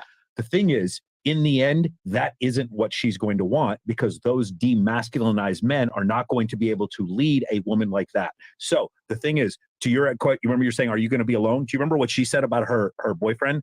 He just sucked. He wasn't holding up his end of the bargain. Eventually, it will get to a point where you will see these men the same way. So you will have a pool to choose from of men you eventually don't want, and then you will have a small pool of men you do want who don't want you. So the supply and demand curve won't meet anymore, and that's the reason why you're going to have some trouble. That's his hypothesis. So what's my future with men? Again, we don't know. Again, so here's the thing. Do you understand what statistics mean? No, stop. Do you understand what statistics means, Stephanie? I mean, Brother Michael couldn't have broken it down any better. He really broke it down. He's excellent at that. That is really where he shines. But people reject it, and it's not just women. Dudes reject it too. That's another thing too. A lot of people come at me, man, like, you always just beating up on women. No, I'm not. I'm not just beating up on women. I don't want to beat up on women. I'm trying to beat up on the dudes. I'm trying to get these dudes to drag themselves out of the basement. That's what I'm trying to do. And if they don't want to do the work, fine, stay down there. But they want to talk fly to me, all right, talk fly, but keep your ass in the basement. I'm trying to help you. If you don't want to do the work, I can't drag you out the basement. Only way to do that is if you owe me money. And that was a different life. You know what I mean? Like, you owe me money, I'm coming in the basement to get you, bro. I'm gonna wake you up. Where that money at? You know what I mean? You want to know how I got down? Watch that Family Guy episode with Stewie and Brian the dog when Stewie wanted his money. Where's my money, man? Where's my money? That's what happens. That's what happens. That is the funniest cartoon skit I have ever seen in my life. When I first came out, I couldn't talk out tears. Tears were pouring out of my face, bro. Brother Penny's in the house. What's good, Penny Jules, man? Strippers and blow. Yes, sir. Yes, sir. But I want to continue watching this, man, because this is a part where Myron kind of broke it down for her, asked her a question. So let's see what we can get to. We got a little more cringy stuff to watch, but let's get to it. Oh, and the other woman in the blue that was out there was talking a lot. She's another one who was like in the sex business or whatever, and she's having trouble finding and getting the man that she wants to commit to her. These dudes are smashing. They'll blow it out, but they're not trying to get married. They won't commit. But let's continue. Stephanie, he answered 3 times. Stephanie, do you understand what statistics are? Do you understand if I say there's an 80% chance it's going to rain tomorrow and it doesn't rain, that doesn't mean I'm wrong. Do you understand how statistics work? I hear it, baby. Nope. You don't understand how statistics. If I say when you say, what is my future? And I say there's a 99% chance you won't find your guy, that doesn't mean it's 100% chance. He can't predict your future. But what he's saying is statistically, it is unviable for you to find the type of guy that you want because you're masculine enough and you make enough money to where you need a man who's so high above that. So basically you're trying to say like I shouldn't make the money I make. No, we're not saying that. It's statistics. You need to find a wife coach and take lessons from her full time, like how to be a wife. That's what you need to do. Well, how can I take advice even from that's you? not going to work. Girl, you know what? Let me make this simple because I said find a wife coach. You're speaking way above. Yeah, I'm sorry. I'm going to make this simple for you. How about this? Let's say I decided to eat a bunch of Cheetos, not go to the gym anymore, moved in with my mom, smoked pot every day, played video games, and I stopped working. But I said I want a bad bitch. What do you think my chances are of finding and getting this bad bitch to take me seriously? Some to none. No, but that's your chances. There you go. Right there. So she understands the concept, right? She understands and accepts the concepts. She gets it. She just doesn't like it. She doesn't like it. She wants people to tell her, probably like her friends, no, girl, you're gonna be able to get him, girl. You a bad B, girl. You're gonna be able to get him. Da. That's a lie. That is a lie.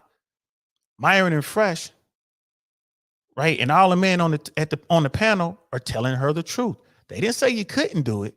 They're just saying the odds of you doing it are really, really low. She probably has a better chance of winning two separate billion-dollar lottos.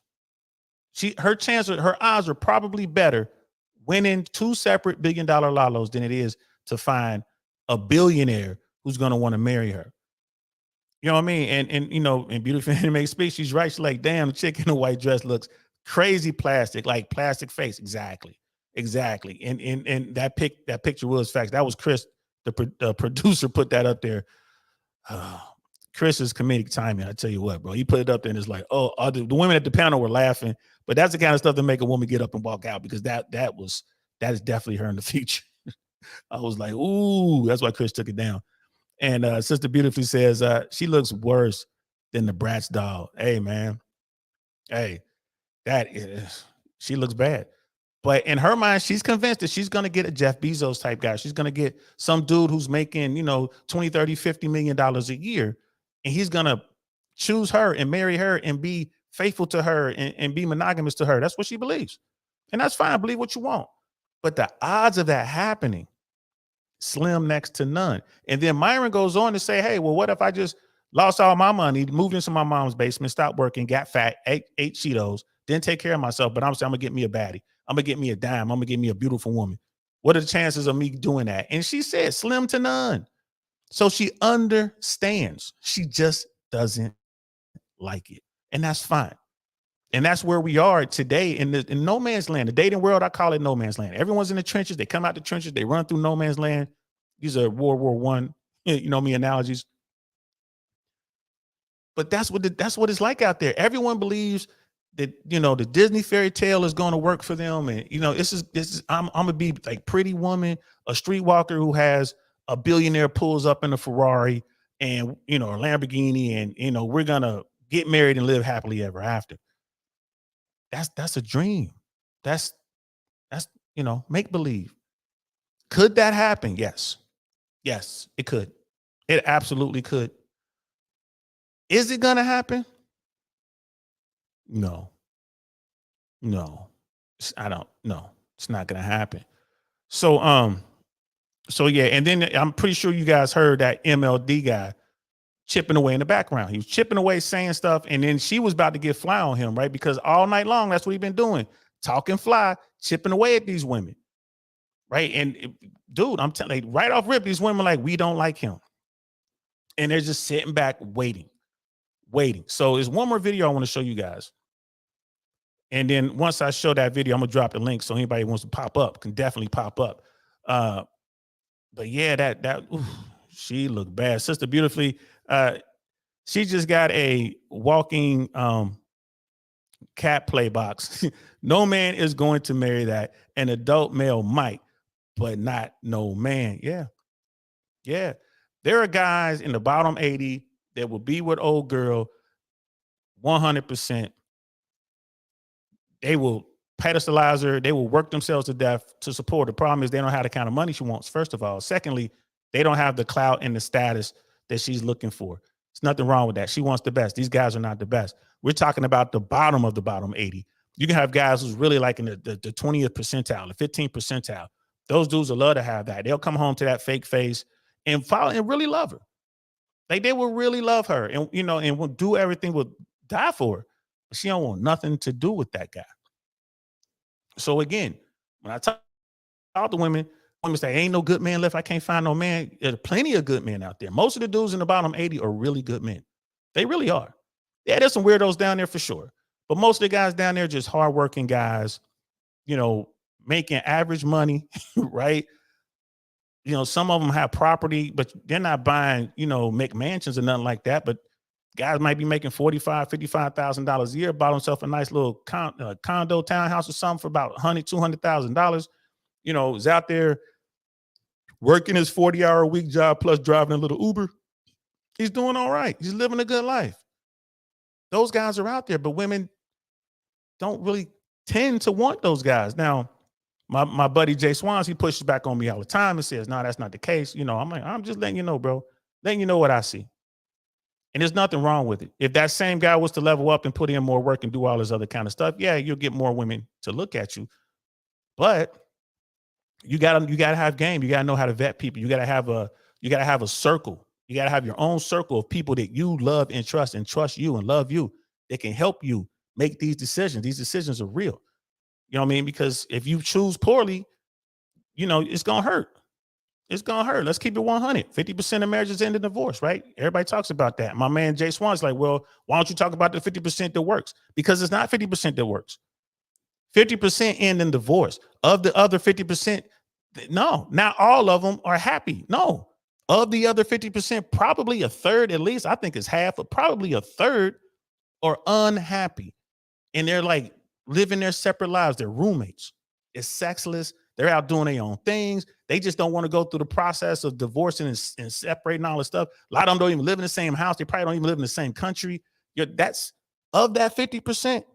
They're not all happy, bro. So we talked about this yesterday. We talked about this last night for a couple of hours. I'm like, bro, of that 50%, they just talking about the 50% of the marriages that end in divorce. You're taking a chance. And if you have something, you're gonna lose. You're gonna lose half. You know what I mean? You're gonna lose half. It is what it is. So if you just understand these things, and if you know these things and you vet it properly and you have game and you know what you have, then boom, you're good to go. Go ahead and do it. Go ahead and do it. I'm not doing it.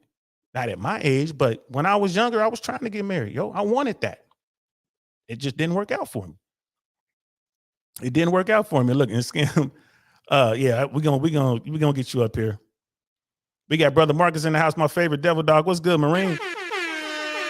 Hey, Marcus, my bad, bro. When we had I think it was Sister May Ling was up, and you were asking me to read one of your chats, bro. I didn't see that until I was watching the replay. I don't know if I read it or not. My bad, bro. I didn't see it. My bad. I hope I read it. But I didn't see it at the time. And there's a lot going on. So especially when we got a lot of people, there's a lot of back and forth. As you can see, you always see my eyes moving around because I'm messing with the soundboard. I'm messing with the volume controls over there. I'm looking at another monitor over here. I got the mouse over here. I'm looking at stuff over here trying to read the chats. So forgive me if I did not read that, bro. My bad. And as we grow, it's gonna get to a point where you might have to send me like a 1 cent, super chat, so I can see the penny, or 5 cents or something like that, so I can see it, especially if it was something important. Because Sister May, 17 years in the financial business, man, on Wall Street. So if you had a financial question, it would have been, that was the perfect person we had to ask that question to. We're gonna bring her back though. Don't worry. We're gonna have another show. We're gonna get Sister May over here because I really enjoyed that show, man. So I'm sorry, brother. My bad. I missed that. But I'm glad you're here, man. Good to see you. It's always a pleasure to see you. Scam Likely is saying, like, Brother Dusto's like, bottom 80 does not make you a good man. Bottom 80 doesn't make you a bad man. Simply because you're in the bottom 80 doesn't mean you're a bad man. It doesn't make, it's just, you haven't done the work. When I look at the top 20, bottom 80, you just haven't done the work. You're not in the gym, you know what I mean? You're not leveling up financially. You don't have your cologne game on point, you know what I mean? You don't have your style is not together. It's a lot of stuff that goes into it. So when I say bottom 80, it doesn't mean you're bad. And it doesn't mean you're good. It's just you're in the bottom 80. You know what I mean? Women want the best. You want to be seen by women, you got to work yourself into the top 20. And these numbers, this is just a metaphor I use. If you want women to see you, you have to put in work on yourself. You have to stand out. You have to be a man. That's all I'm saying. You got to be a man. It really has nothing to do with money and all that kind of stuff. Clothes don't make the man makes the clothes, right? When I was broke, that's when I had the most women. That's when I ran the best. The rotations I ran, I had no money, right? I talk about that here too. So the money don't make you either. But I had game. I knew what I was doing, right? And I did not care. That's what put me over. I did not care, and women knew it. Like, man, all right, whatever. Buy me a drink. I ain't buying you nothing. Get me a drink. Take me out to eat. If she was fine, we get some ice cream, go to the park. I'm taking you to dinner. And the real reason for that was I didn't have an extra money to waste. Then once I got older, I made money. I broke through, I'm making 6 figures and all that. I didn't care. You want to go to dinner? I didn't care. But I never ran numbers. I never had the same kind of success as a wealthy dude or a guy who was 6 figures plus than I did as that guy who was hungry, broke in the streets. That dude, the young saint, was getting it. The old saint, whatever, man. You want to go out to eat? All right, come on, we go out to eat. I'm going to restaurants I want to go to. I didn't really care. She was pretty. I had a beautiful woman with me. But they absolutely got something out of it. I didn't. It's not like because I took them to a nice restaurant, they're going to take me home and let me smash. You know what I mean? So, I don't know. That was my take on it. And Scam Like This Lane, Jay Swans is correct. You know what I mean? We got the leader of the nation of Wiglam up in the house. Jay Swan needs to come on here more. Yeah, he's busy, bro. like I said, it's night for a couple hours, but he's busy. He's not even at home, man. He's like working on something. So he's gonna be back, man. In fact, next time y'all see Jay Swans on this program, they'll probably be pre-recorded. Because it's just his time. Like, that guy's busy, man. He's doing a lot of stuff. There's a lot of people pulling him a lot of different ways. So shout out to my brother. He's out there getting it. Everybody's like, yeah, let's get more Jay Swans. Like, we'll get him. We'll get him on here. Like I said, and those shows might be pre-recorded, guys. So it is what it is. Dom's in the house. What's good, bro? It's simple. It's clearly a psyop attack on the Manosphere. Too many Chiefs, not enough Indians. I can see that, bro. Like I said, it's a lot of guys, a lot of these men are looking for leadership, bro. So I'm not saying that it's not a psyop attack. I hear what you're saying. It's definitely under attack. People don't want strong men. That's just, look at what's going on with Disney. Look at what's going on with movies and books. Look at what's going on at Target. You know what I mean? What were they selling clothes to kids? What you could tuck your PP, tuck your PP clothes. what the hell? Like, bro, there's obviously something going on. I agree with you there. No, I agree with you, bro. I agree with you there. I ain't pushing back at all. It is, the clown world is real. There's something going on out here, man. So yeah, and they don't want to see anyone with an opportunity to discover their manhood and to stand up. I agree with you there, bro. I agree with you, man. If that's what you're saying. Kevin Samuels had to be offered in order for this to happen. You know, that part, you know, like I said, Brother Kevin was drinking the energy drinks, man, a lot of them. I mean, that's akin to chain smoking, bro. That's like lighting one cigarette off another cigarette. So that part, I don't know about all that, man. But I do agree with you in the sense that people don't want to allow men to be men. I'm with you there, bro. Yeah, I mean, it's just something that's going on right now that they want guys to be soft here in America, you know, in the first world, really the first world. So I'm with you on that part. As far as Kevin, man, I don't know about all that, bro. I have to get my tinfoil hat out to get up into all that, man. But Marcus, make sure to exchange more lines info with mine. Oh, Maylene, be sure to exchange Maylene info with yours. She could be my Chung Lee. See, there you go, bro. I wouldn't crack that joke to Sister May. But hey, bro, you a devil dog, man. You know what you're doing. You know what you're doing, bro. So I will definitely let her know, my dude, you know what I'm saying? But what I think you should do, man, you should pray on it, bro. You should pray on your whatever game you're gonna spit at her. So when we know how Marines pray. Pray! This is my rifle. There are many like it, but this one is mine. So go ahead and pray, Marine, and I'll let her know what's up, man. I'm not gonna use that joke. I'll come up with my own, but I'll definitely let her know what's up. And she's definitely an attractive woman, man. She's in New York, bro, and you on the whole other side of the continent. She's in New York, East Coast. You're on the West Coast. It's funny too. She was in Arizona, I think it was, a week before she did my show. She had just gotten back from Arizona, but I'll let her know, bro. Brother D Mac in the house, man, with the $10 super chat, man. I appreciate you, bro. It's like, I hope you check that info I sent you on Instagram. It's some good stuff. I am, bro. I got it. I'm definitely gonna look at it. Just so y'all know, like, I'm not as busy as Jay Swans, but I am busy. I got some stuff going on as well. I'm just waiting for tomorrow. It's the end of the school year. And the summertime is when Uncle Saint goes out here and does what he has to do. That's when I put in work. So I might be slow to check out stuff, but I check everything out. This summer is going to be a lot of comedy. I mean, like I said, we already talked about that. I'm going to be doing a lot of stand-up. I'm going to be doing a lot of vlogs, a lot of networking. Like I said, a week from tomorrow, I got to be in Miami. That's a networking mission. I have to get to New York at some point this summer to do some stand-up. I'm trying to get to Vegas. So there's a lot going on. Got to go to Dallas in July. I might be in DC, and I'm trying to add Atlanta. So there is a lot going on, and the majority of that is for stand-up. But I'm doing, Templar's business. I'm doing, this YouTube business and all that, man. But yeah. We definitely gonna do that. I want to do a show on crypto. There's so many shows I want to do. So many things we got coming up.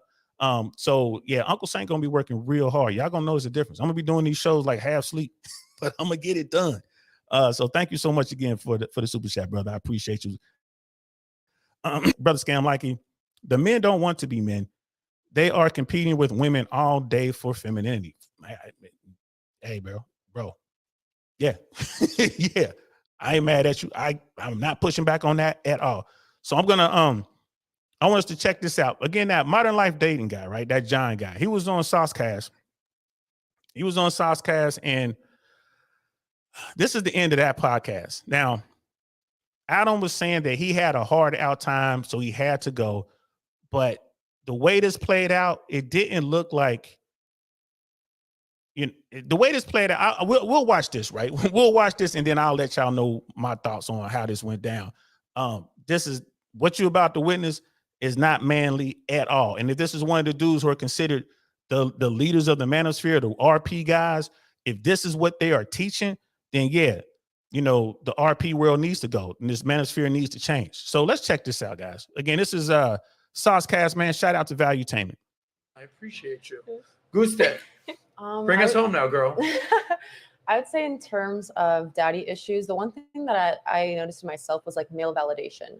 So since I didn't get a lot of attention from my dad, I needed that masculine attention from somewhere else. So I would seek it often. I don't think necessarily that's like relevant nowadays, but I did notice that like in my past. And in regard to the trauma thing, going off what she said, everyone's going to go through trauma. I think what really matters is how that person has healed.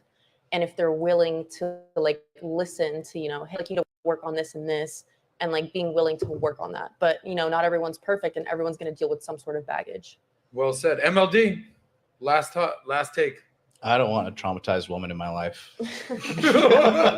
I don't want any history or trauma. I've dealt with those kind of fucking nutbags, and I don't ever want to deal with it ever again. I want to deal with a normal, mentally stable, healthy woman. So, you're normal? Exactly. In what sense? Well, do you think you have healthy habits? Yeah. You do? Yeah. Weren't you the same one who like fat shamed me like last week or so? I don't You know. think that's normal from a man, from a stranger to fat shame somebody? I don't remember. Did I call you fat? Don't do that. Don't do that. You know where you were in the chat. You knew you were in the chat. Don't do that on camera. I don't know. Don't do that. Don't do what? that, You have a MLD, because strange you way were of, in the like- chat with your check mark name doing that. What was I saying? Hey, listen, it's okay if you want to do those things, Yeah. but own up to what you do. What was I saying? I mean, women are apparently like CEO of not taking account. So y'all see how this is going, right? That woman, this is the end of the show. That woman sat there for a couple hours. This is the end of the show, and then she waited, and she's like, I'm gonna get this dude. I'm gonna get this dude because he was calling her fat, I guess, on the previous show he was in the chat, which he probably was. You know what I mean? Like I said, these dudes, they do that. They're in front of the computer. Now, like I said earlier, say what you want to say, but back it up when it's time. Like, all right, you know, the way you're gonna handle that, if you a man, yeah, I said it. You know what I mean? Yeah, I said it, shorty. You know what I mean? You know what? Maybe I was a little too harsh, but I did say it. You know what I mean? And I do believe on that. Like, you know, you should definitely watch what you eat, stay in the gym, you know, trim up, whatever. Just say it. Or just be like, yeah, I said it. And just sit back and let them storm on you. But don't, was it me? And then the woman who jumped in, that's Nat. She's normally the co-host, right? She's always on every show with Adam, and she's right there. You see how she came in there? She was like, nah, don't do that. You know that was you. Don't do that. Now what do you do? Now he's sitting there.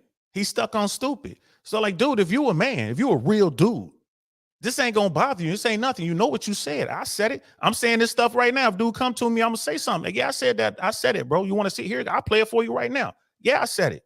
You handle that like a little punk. That's how you look, bro. You came off whack. And you sitting here saying you sitting here in the suit where everything like you supposed to be one of the capos of the red pill space, man. Come on, bro. Stop that, man. Stop that. That is what I'm talking about right there. That's what I'm talking about. We're going to let this ride a little bit longer, but I just want to, Brother Doug came in with the $5 super sticker, man. I appreciate that, fam. You know what I mean? Sister Beauty, like she said it off right. Yeah. He's a puss in a suit. Yep. Just like puss in boots. He's a puss in a suit. Facts. And it doesn't matter if you're just a random dude, but the fact that you running around here talking about you a leader. Y'all know what I say all the time. Lead from the front. When I say that all the time, yo, keep leading from the front. This is what it looks like when you lead from the front. You up front now, you taking heat, and now you scared. You I don't know. He could at least say, I probably did say it. You know what I mean? Which show? I know I'd be saying I'll be going in like that. Which show? But he should have said, yeah, I said it. That's what a man does. And it goes back to what Scam Likely is saying, bro. All day for their femininity, these dudes. Let's continue. Let's check this out. Accountability. But I mean, I guess that you're kind of in the same bracket when it comes to that. All right, I'll get right on that. And that's not masculine energy. Just masculine energy. High value men. Remember, I told you that. what Don't they call people say. horse either. I'm just saying, I mean, women can't handle criticism. I took that like a champ. That's fine. I'll take that. But I think you yourself as a man should probably work on that instead of saying that I don't want to traumatize women, because it definitely shows that I don't want to traumatize women. We don't want to traumatize men either. That's the thing. So that's why it's easier to go to Japan and find the konnichiwa type of girl, because they're not going to debate with you. That's the problem. That's right. They're just robotic female slaves in Japan. They have no personalities. They just say konnichiwa. Yeah, sumi-san, all that shit that you like. It's evident that you're used to women who don't check you when you're being irrational and way out of place. Thanks for the whole synopsis on the 37 years of my life. It shows. Well, age really doesn't mean to a lot of people. It shows. Like, you could be, my grandma's 80 years old and still drives like shit. It doesn't matter how old you are. So I would have to say, you sound like somebody who really looks down on women with the way that, I mean, you even made a whole hit piece on that. I think that's weird. I didn't make a hit piece on her. This guy, you should really change your pronouns, because I could see that's not your best trait to actually own up to what you do. And I think that these people telling the truth. This woman's like, what does she say? She's like, look, I can take it. You can dish it out. I can take it, but at least stand on it. When a woman confronts you, and like in this situation, they're going to sit around and say, you got some guys in the manosphere, like, see, that's why you won't deal with these boss babes. Hey, this ain't got nothing to do with being a boss babe right here. This is everything to do with calling somebody out on their bullshit. Dude just got called out on this bullshit by a bunch of women, and he's scared.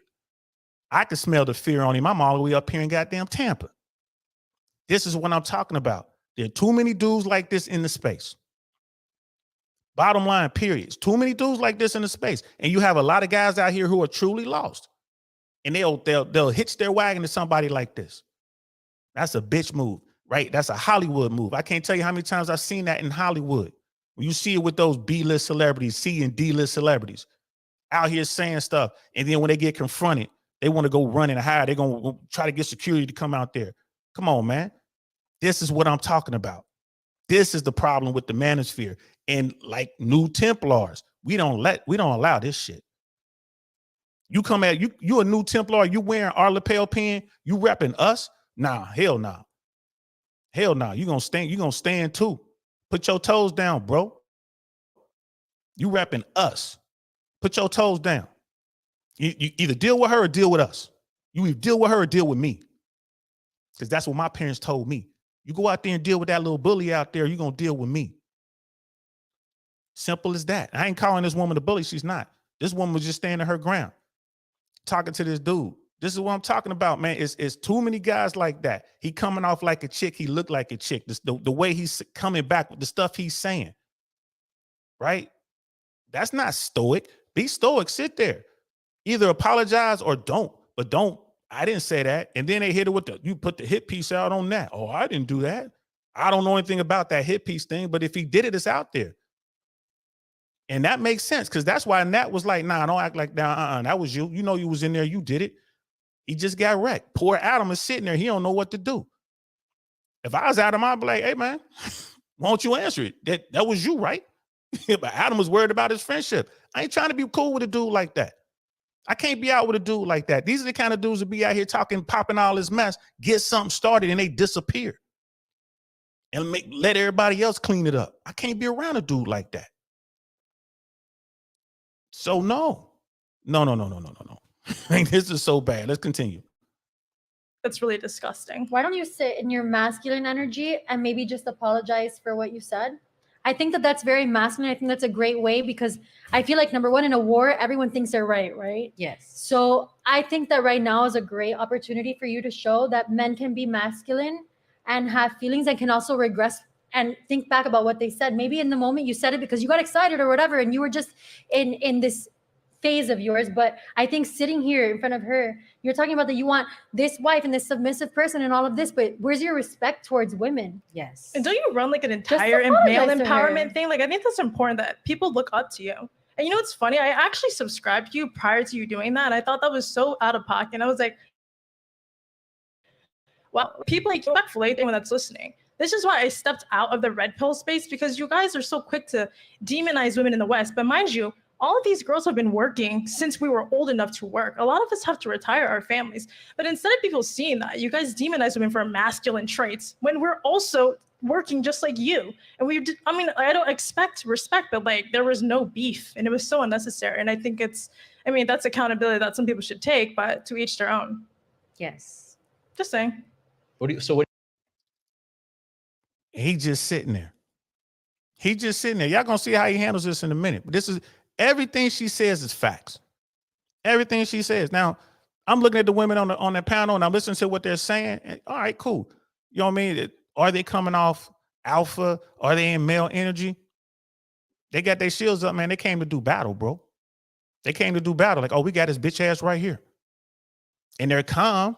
They're not going out and they're not, you know, being like chicken heads with it. They calm. They look how they sitting. They sitting back. And the reason they ain't going all out of pocket and going crazy because they have zero respect for that dude. They're like, man, he ain't nothing, bro. I ain't trying to get all crazy about it, but I'm gonna say my piece and it is what it is. But you know, shit, he ain't worth it. He ain't nothing. That's their whole demeanor. They just sitting back like, man, fuck dude. That's their whole demeanor. And he's just sitting there. And like she said, ain't you supposed to be, you know, you the guy, you know what I mean? You the master, you the seafood. You got all these other little younglings under you. This is the example you setting. That's what I'm talking about, bro. And I peeped that within the first 45 seconds I was around that guy. Like, nah, not him. And now he ain't the only one. He ain't the only one, right? Purple Pill Podcast, Sergio, same way. Same way. Same way. I'm going to holler his name because he was on this platform. Same way. I took it easy on him. I had him on the platform trying to look out for him because he was down with people I knew. Y'all say when I say I know somebody, I mean I done broke bread with them. I know those dudes out there, Fresh and Fit Dallas. I was in Dallas.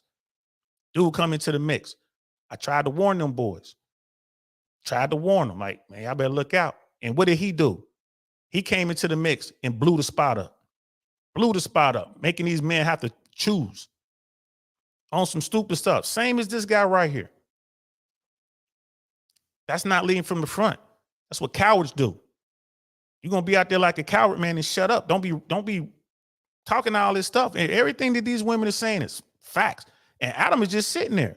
Look at this picture right here, man. Adam is sitting there like, I can't believe this dude is bitching out on my platform. Look at Adam. He's looking at this dude like, this the guy I kick it with. Respect for Adam. Got a number of respect for him. But he's like, this is the dude. Say what you want about Adam Sosnick, but if something pop off, bro, he ain't running. He gonna stand right there, shoulder to shoulder, and deal with whatever the situation is. Shout out to him. How do I know that? Because he with PBD, and I tell you, Patrick Bet-David ain't rocking with nobody who's a coward. This is what I'm talking about, man. Like, yeah, he was on Fresh and Fit. It is what it is, man. You know what I mean? Beautiful Animated, she's saying, what if Crazy sitting next to him went off about him not wanting crazy and wanting normal? She wants to be stupid. Stupidity is a choice and disrespectful. Then run like a biatch when called out. Hey man, that's, you know what I mean? Smooth couple hours. Like, yeah, look at the logo. Yeah. I definitely rock with PBD. I've been looking at their logos and stuff like that. Like I said, I got a lot of work to do this summer, and you're gonna see a lot of upgrades to this platform, and logos and all that's gonna be a part of it. It's definitely a lion, you know, it's on the hat. I got the hat, you know what I mean? So again, shout out to Valuetainment. But she's like, yeah, but Buddy ain't no lion. He's a puss in suit for real. I mean, you're right about that, sis. You're right about that, man. Let me drop this link real quick. For anybody who wants to come up, you know, we can do a couple minutes real quick. And we're gonna watch the end of the video. Y'all gotta see how this ends. Y'all gotta see how he handled this, y'all. And you gotta see how you gotta see how he handles this, and you gotta see how Adam tried to cover for this dude. Y'all gotta see this. Y'all definitely gotta see this, man. So let's check this out. Let's continue. Let's continue. What are you upset that I called you fat? This is upset.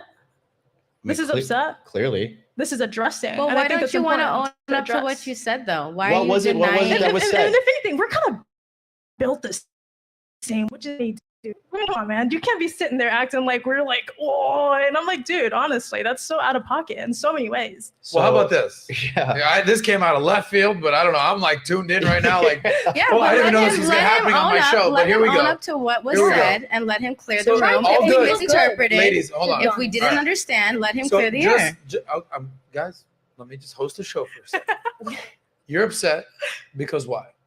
I think that, listen, criticism, sure, but be real and own up to whatever mistake you make. Because again, you are leading whatever. What did I say? What is so upsetting? I don't know. I don't get it. Why didn't you talk to me? Is this chick supposed to be attractive? You do all this content and you comment all these things, but you don't remember what you do. But you have all the comments to be made. No, it's okay. I'll just endure this like I should in an abusive relationship. Okay, so MLD, what do you recall of this? I'm still waiting for that. Like, I don't get it. What was said that made you so upset? This is the problem. So if we at this point, he knows what was said. He understands. Again, he's on some female stuff right now. Hey, I said it, right? Or own it anyway. Like, well, I didn't say it. I wasn't talking about you, but hey, if you took it that way, it is what it is, baby. You got choices here, but to sit back and you still trying to deflect. Well, what is it? I don't know. What is it? That is not how you're supposed to rock. Not as a man. That is not how you're supposed to rock. I see you, Scam. I'll pull you up in a second. we reverse the roles. If a woman addressed this, you're Sorry, like, you're just being emotional. not going to answer the question. There is nothing. I've Why said don't it like you 5 answer the times. question? I'm asking the question. Well, why are you so mad? This is She's mad. already said it. Because What what? do you, She did. you saying that he called you fat and you're addressing So it. just take accountability for it. Like, oh my bad, I was Because probably he's just slurring talking on about Hennessy. women that they have to do X, Y, and Z, and all this what they have to do, Yeah. and you shouldn't, treat women badly because they have to submit to you. And in Tokyo or whatever, they're so feminine and this and that. But it's here, you come here, and when there's women are making valid points and there are respectable women, you come in the chat and you fat shame, or you go and make pieces about people, or whatever it is that you want to do. At the end of the day, all that's being said is that, listen, if you're going to do those things, own up to it and then make your point about it. If you're going to do these things and you're not going to own up to it, and then what's the point? You're just bullying people. What type of, there's no integrity in what you stand on. Like, nowadays, like, you're running a space where men stand on principles and honor, but like, you see someone's face and you completely dismiss the fact that was disgusting. Like, disgusting. We're not in a Call of Duty lobby. Like, I don't know you. It wasn't like I've said something to you. I said anything to you. I've stepped out of the combative space of the red pill stuff because of guys like you. And you prove my point to it. It's like, I don't know you. You don't have to do that. And that's fine. Mm-hmm. It's fine if I said, like, you're not my preference. I've never attacked it before. Right. But I'm again, still waiting for what made you upset. it's okay. Right now, we're going to call you the delusional girl. All right. How about I just, And we can just stick you want to to just that. leave? Because this is retarded. No, I will. Why would you leave? You're upset Why because would you leave? Let's- you literally are. You're an example. Can for somebody men. tell me what I You're an said that everybody's example so for upset men about that I'm that still you waiting make on? content What was the for. example? And there you have it. And what happened? He got up and left, y'all. He got up and left. And Adam covered for him. Adam said, he had a hard out time at 6 o'clock. At 6 o'clock, he had to go no matter what. Nah, bro. He did his best to cover for one of his guests. He's trying to do whatever. That's his dude. But I wouldn't have said that. You know what I mean? He did not want to take accountability for what he did. And this is what the red pill screams all the time. Women don't take accountability for their actions. Men need to take accountability for their actions. This dude right here, he screwed it up, bro. And how you gonna lead other men when you acting like this? I should just leave. That's what women say. I should just say it. You called her fat, bro. Like, you called her fat in the chat. And then apparently you did a hit piece on that. You know what I mean? So own up to both of them, bro. Then he's like, well, why didn't y'all say something earlier? Why? So you could run away like a coward? No, we got you where we want you now. It's called an ambush, my friend. And whenever you get ambushed, you know what you're supposed to do? Push forward.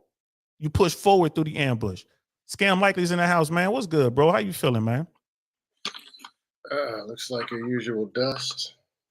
Hey, man, this is needed dust right here, bro. I'm gonna tell you right now, because that is a guy. That's one of the many dudes in that space who and they're so-called leaders or whatever, but they can't even handle a little encounter with a bunch of little girls. Come on now. That's how I look at it, bro. I don't want to hear this, you know what I mean? The manosphere and rah, rah, rah, and all this red pill, this and that, when you can't even stand up to a woman that you insulted. You know what I mean? So man, what's your take on this, bro? On everything. Can't hear you, bro. Has the manosphere failed?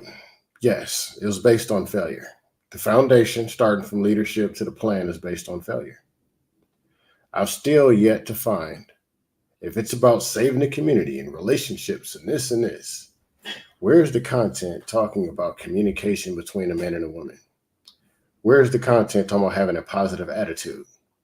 Where's the content talking about general relationship skills? Proper marriage, years 1 through 5, 5 to 10, and on with the rest. How to properly find a spouse, how to put that together. How to properly. So let's hold on, because I wasn't writing those down. So you're talking about where's the content on communication, right? That goes into anything that where's the content on anything other than all these modern women's? The modern women are not fit for marriage, but 80%, that's all they talk about. So it's how to go and level up, suppose, and get all this money, then run back over there to the same 304s you complain about and wonder why you get ragged all up and down the street. Well, that's what most of the content is. If you build yourself up, right? If you're going out here, if you're being the best person you could possibly be to yourself, right? I want to build myself up. I want to be the best guy. I want to get my money on point. I want to get into the gym, get my body together. I want to be, socially calibrated, right? And when I do these things, women are going to start coming, right? All right. So that phase 1 is getting yourself together, knowing yourself. When you said socially okay, here's the deal. And we both know this, and you even admitted it. When you're making $10, $14 an hour, there are women who like you for the person who you are, willing to rock with you in your younger days. You make more money as an older, there are women who are willing to rock with you. Must mean that money ain't as important as what they say. The red pill is full of a lot of dudes, and a lot of them got money. You see the $100 and $200 and $500 super chats. Yeah, dude who was on the screen got money. Dude, the MLD guy got money. Who's MLD? The clown that was on the show? He was proving the point. He got money. To all the big talk, dude's 5'3" with a belly hanging out, called a woman fat who wasn't fat, and got ragdolled by 3 women and had nothing to say. And there's people following this. Meaning, you're supposed to have built yourself up. Where's your communication skills to talk to those 3 women? Where's your conflict resolution? Where's your attraction to where they actually have a smile on your face when you show up? Where's the politician to shake her hand? Hey, how you doing? Nah, you came in there sour. You hate women. You want to fight. You got ragdolled up and down the street. Agreed. He failed. Yeah, but you're saying based on his failure, you're saying the entire manosphere is like, dude, and I do not agree with you. Had he followed the tenets of the manosphere, looked in the mirror and looked at the person looking back at him and like, I'm gonna make this a better person. I'm gonna learn from my mistakes. This guy runs from his problems. You saw it right here on the show, on that show. Right, dog. You're correct. But I'm saying, where's the content? I'm a pretty good critical thinker. Which content creator talks about properly vetting wives, suitable candidates, how to date, how to properly communicate and manage those relationships and emotions of a woman in good faith? Now let's do these in chunks now, because I want to make sure I hit we hit every tenet here, right? Where's the content that tells a guy how to date? And it had nothing to do, and with 80% of it not being all modern women 304s. Where's the content, right? That tells you how to date, right? There's content out there that tell you how to get women and how to set up a date, and they tell you like the structure of how you should do it, right? This is how you should do it. This is, allow her to talk. You should be listening, this and that, right? There's so many, there's red pill content to do that, but there are also women out there who are outside of the red pill. It talks about the communication and all that kind of stuff that you're talking about, right? Simply because. So here's what do you mean? Talk about the communicate. I'm trying to understand what you're saying. There are female coaches out there. Courtney, whatever. I mean, what's her name? There's Apollonia, somebody, Courtney, this and that. She's actually legit. I like her. All right. Simply because you belong in the manosphere and the manosphere is helping you get yourself together does not mean you don't listen to other shit. It does not mean you don't listen to the Bible, you don't read the Bible. It doesn't mean that you don't go out here. That's part of being socially calibrated. Yo, let me listen to what this dude over here, this MLD guy is saying, that I should call all women 304s and I should, refuse to take them out or wherever. I'm just making this stuff. MLD doesn't say this stuff. I'm just whatever. He's just showing by example that I should be rude. I should be crass. I should be, me condescending and all that kind of shit, right? You got to know as you're leveling up that that's not the way to go. Now he's wrong. He's wrong. Now, go ahead. Go ahead. No, he's wrong.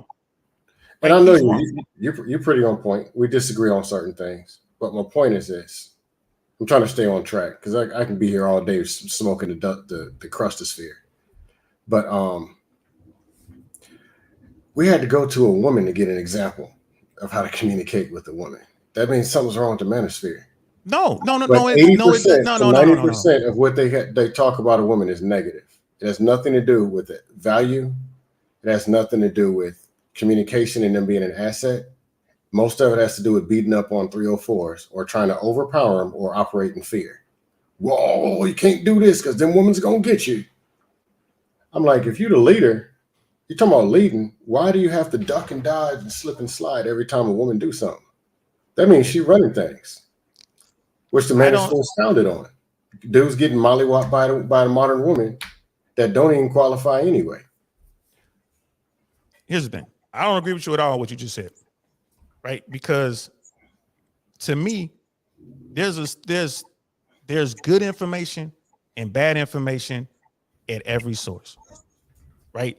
Brother Doug put it in here. You know what I mean? Shoot, I thought I saw her name. AMS. That's alpha male strategies, but he's cool. But let's be real. Would you send your daughter and your cousin over there to go to listen to that content and say we're gonna find you a spouse? Would you really? Go listen to it, then come back to me as the leader. Tell me what you got out of that. Same thing I do on my daughter. I've listened to him before. What you like? I've listened to him when he was on Fresh and Fit. I've never seen his content. But here's my point is this: you're saying that the manosphere should go away because they're not helping men. Am I getting you just roughly? Is that what we're saying here? The manosphere should go away. I won't say go away because I still support freedom of fetus. I support freedom of whatever. People gonna be who they're gonna be. All it does is expose who people are. I'm saying if the manosphere is working so great, why is it every space you'll step into, you'll see the angriest men you've ever seen in your life? Anger that I didn't even know existed until I came into the spaces and heard the conversations, scrolled up and down the chat. They are miserable beyond measure. They are. There are a lot of guys who I don't want within 10 meters of me. They are so negative.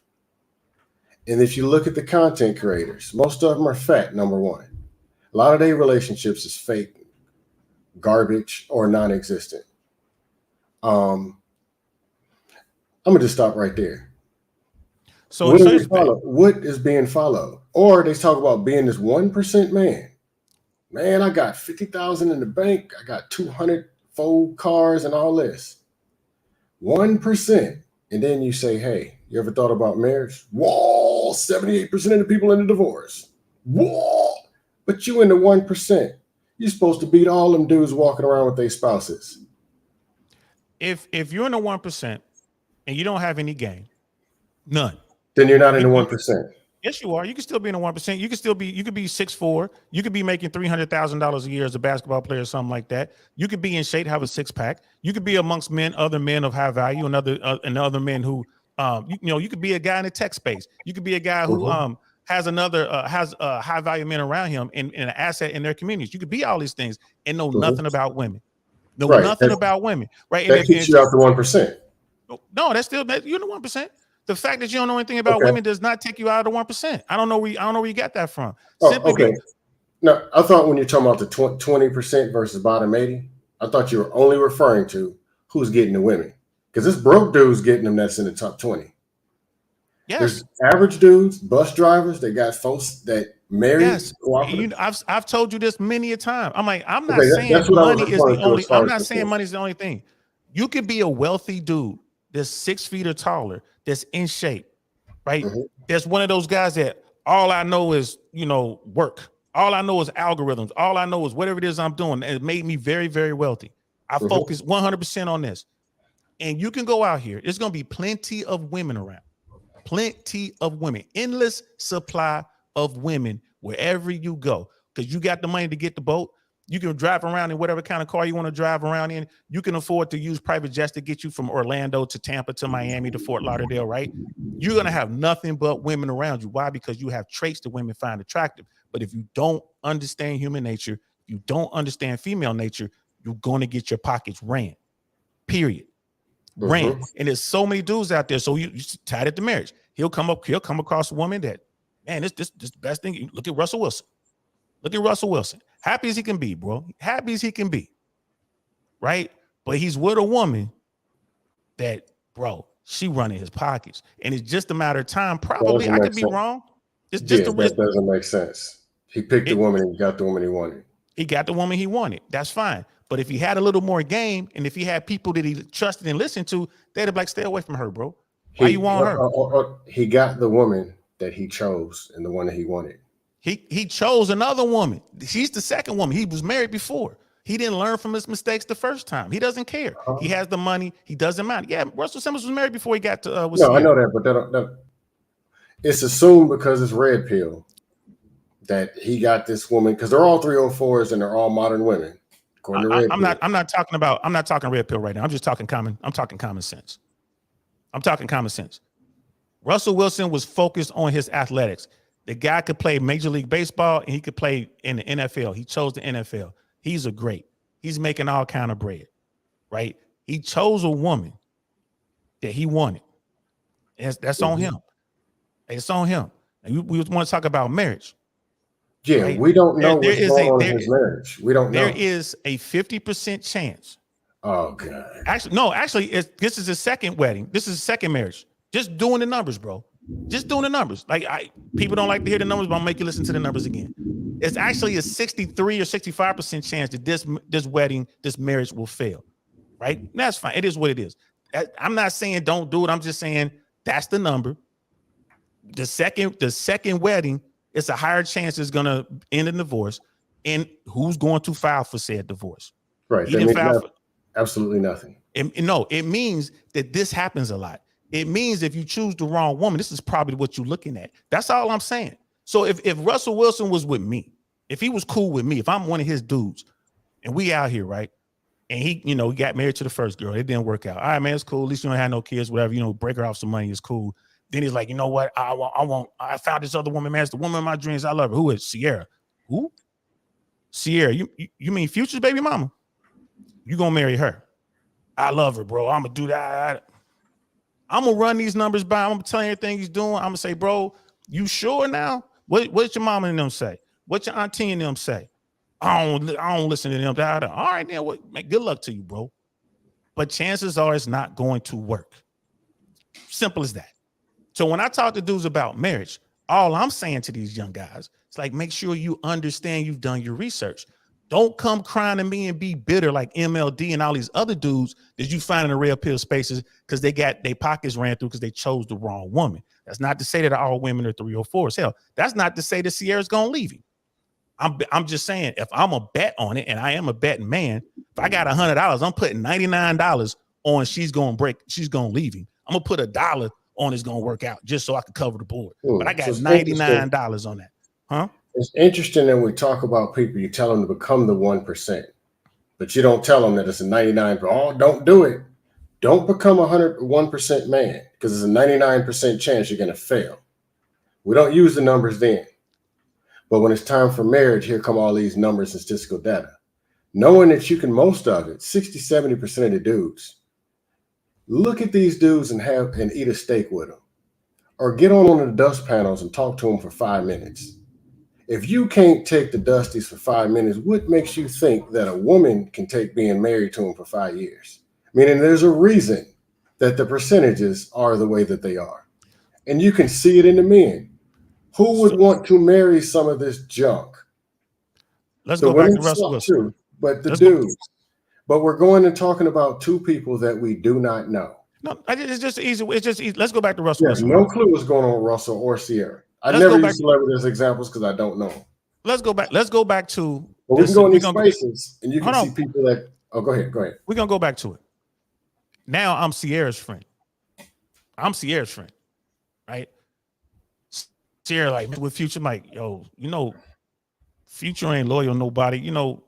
What you doing, girl? Why you messing with him? Why don't you mess with, this accountant over here, whatever. You got money, he got money. I gotta have Future. Okay, fine. She get Future. Boom. I'm gonna have his baby and he gonna want to love me. Like, okay, had the baby, boom, it don't work. She break up or whatever. Future done with her. All right. He come around and smash whenever he want, but whatever. Now we together, and she was like, well, you know, that guy Russell Wilson trying to holler at me. Like, word? You know what I'm gonna tell her? Yeah. Get him. Oh yeah, girl. He'll take you with your baby. He'll take you with Future's baby.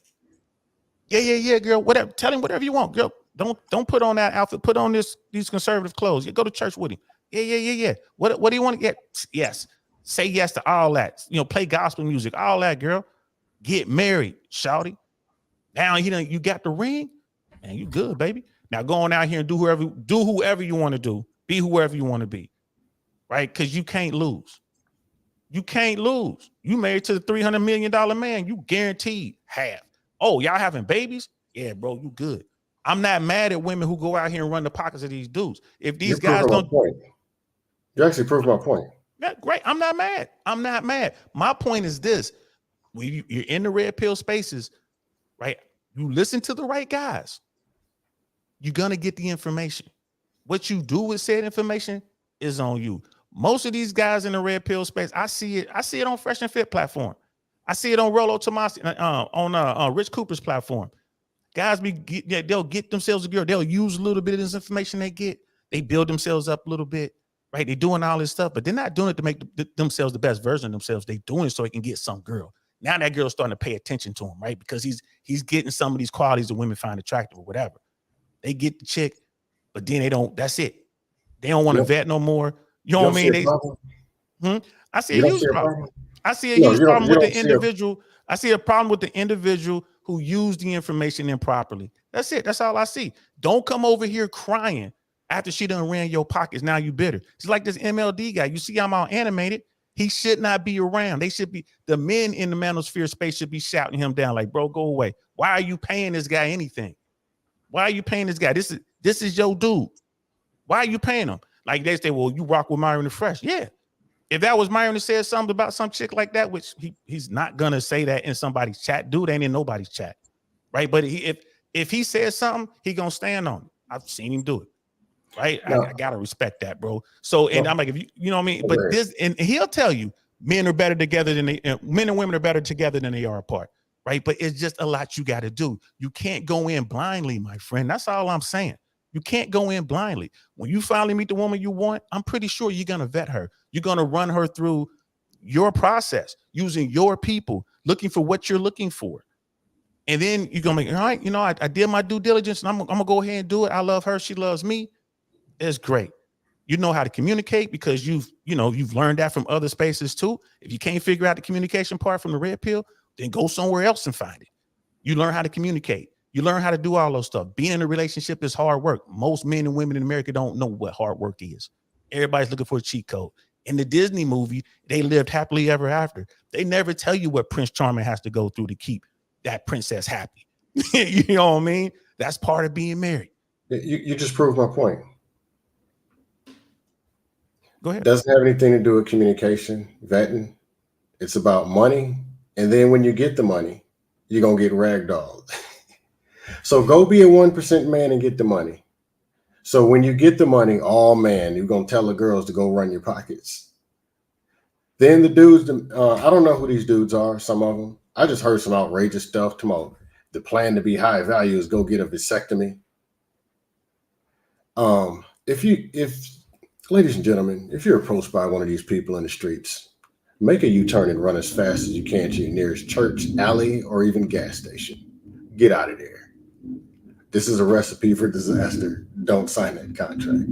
The math doesn't add up. If you're a woman and you come across one of these dudes and he's all that bread and he's going to marry you without a prenup and he has, and all that kind of stuff, you're still proving my point. It has nothing to do with the actual relationship. You didn't ask, hey, what's the connection between these two? How are they communicate? Does she even like him? Nope. Pockets, money, ragdolling, and all the other gloom and doom. That's what red pill does. It's not about people getting together and having relationships. It's about competing with women. What about the men's? It's about protecting yourself because the women are all gloom and doom. And those are the women you ain't supposed to be dealing with no way. It's never about how to find a qualified person, how to qualify yourself, how to communicate with that person, how to actually be a relationship-minded person and put yourself with a relationship-minded woman and build the actual relationship. So money you're ain't saying but 10% of it. So you're saying red pill doesn't talk about any of that. As soon as you say red pill stands against it. You're saying red pill stands against that. You're saying that red pill does not encourage men to learn how to communicate and be socially aware. Is that what you're saying? No. So what are you saying? It's the same thing. Being socially aware is knowing how to deal with people, and part of being socially aware is knowing they don't teach that at all. They don't teach that, and their actions are the opposite. It's about all they do is compete with women all day and argue, or tell them what they're gonna do. The fake tyrant, which is usually a lie. You're gonna cook me a sandwich because I'm high value. I get the big money, top 10% to 32.2%. That is not how you communicate with a woman. If dudes are communicating like that, then I agree with you. They're doing it. They're not all of them, because I don't do it. There's guys that come to me, and that's one of the first things I tell them. This is part of being socially aware. So to say that we're gonna do away with this whole community, because again, these guys don't learn or use these tools properly, I can't agree with that, bro. I tell dudes all the time. People up Doug's last comment. I want a second. And Brother Doug was like, good example. Rolo lives completely opposite of the advice he gives. Yeah, Rolo Tomasi has a wife. He has a child who's gone through college. She's about to get married. He raised a good woman. He won the game. Rolo won the game. And Brother Doug said Rolo has been married for 27 years. Tells men not to get married. Rolo has 3 children. I knew he had the one. I didn't know he had 3 total. Tells men to get vasectomies. Rolo went the vasectomy thing. Here's the thing. Did you see what he said about that? Did you see it? I'm smart enough not to go over and listen to it. I ain't mad at you, because I didn't watch the original thing, but Rolo did a debate on Fresh and Fit with Destiny, and they talked about that, right? Rolo was asked, what does he think a guy who only wants to get this money, a guy who's focused on becoming a 1% guy, $100 million man, what should he do? He listed some things. And one of the things that he listed was getting a vasectomy as a young man. And he's like, he said, get a vasectomy when you're young, and then within 10 years, you can reverse it when you finally meet the woman you want, right? This is what he's saying. Now, do I agree with that? I do not. I'm not having any more kids, right? That's my personal choice. But I didn't do that when I was 22 years old. Right now, I know guys who've had vasectomies, went out, made their money, met people, got it corrected, and then went on to have babies. But that's hard. That's a gamble. If you're trying to have kids, that's a terrible gamble. But I'm not telling guys to get vasectomies at 22 years old. But if you're 32 and you got 2 or 3 kids, I might say, bro, you might want to go talk to your doctor. You know what I mean? If you can't control yourself enough, you putting your joystick into every piece of Foxy Brown you run across, you might want to, you know what I mean? You might want to go holler at your doctor, get tested, and also see if he can, unplug that sperm for you, right? But as a young guy, I don't agree with that, right? But I get where he was coming from. His point was, this is how we're going to mitigate the distraction that women can be, especially when you start making money. You're going to get distracted. It is what it is. Okay. The best thing you can get if you're trying to build, because they always talk about build. The best thing that you can get is a spouse. But they're talking about all the money and all the success. But when it comes to women, everything got to be failure. Either a winner or you're a loser. A winner in what? What are we talking about? They're winners and losers in everything. My point exactly. No, my point is this. If your goal is to be $100 million man, women are going to be a distraction. No, women can help you become $100 million. They can if you take the time. Do you realize how much time it takes to get into and find a good woman? Why you get a spouse. So now it's 2 people building instead of 1. So to get that spouse, bro, it takes a lot of time. Relationships take a lot of time. I'm just saying, it is what it is, bro. If your mission is to get $100 million, you don't have time to chase women. I'm just keeping it 100, bro. You can't do both at the same time because they both require 100% focus. And if you don't focus and you're trying to mess with a woman, you choose the wrong woman, you will regret it. In this country, not so much in Mexico, not so much in El Salvador, not so much in Thailand, but in America, you will regret it. It will take you off if your mission is to get that money. it will take you off that mission. Now, if your mission is to get the money, go get you a business-minded spouse to help you get this money.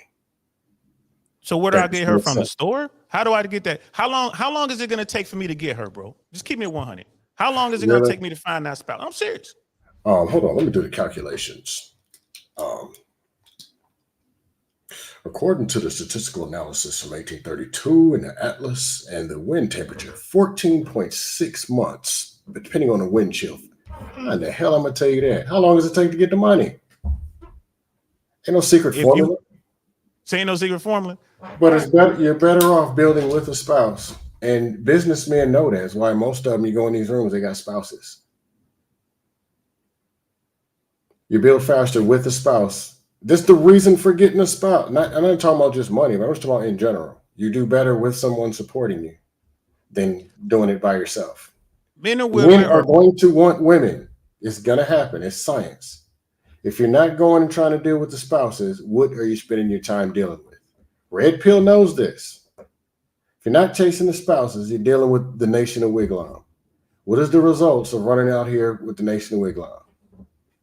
Court cases, windows busted out your car, raw dogging, trauma, lack of trust, to where these dudes got all this money and then they can't trust no woman no more. They don't trust no women. And they got the bag. I see it all the time. You hear it all the time. This is a daily thing. I can drop you a link right now. You'll hear the same stuff. When I talk to those Silicon Valley type dudes, when I was in Cali, right? When I was in LA, and you go hang out, right? There's some tech billionaire, some tech millionaire. I didn't meet any tech billionaires. I only know a couple billionaires personally, but like there'll be some, guys that they say are billionaires, but you see the tech millionaires sitting there. Geeky dudes, man, the Elon Musk of the world. You know what I'm saying? Like these geeky, weird dudes. They got the money, right? They're sitting there, they got all these women around them. And they can't find, like you said, they can't find the one that they're looking for. They already got the bread. They already got the bread, right? And the reason they can't find them is because they didn't put any time into any kind of game and understanding female male nature and how that stuff works. That's it. What do these dudes wind up doing? They wind up talking to their close friends and family, and they do a Ben Shapiro. And then the family will bring in a good woman, and they wind up marrying that woman. So when you talk about these dudes, these wealthy dudes out here with these women, yeah, you're right.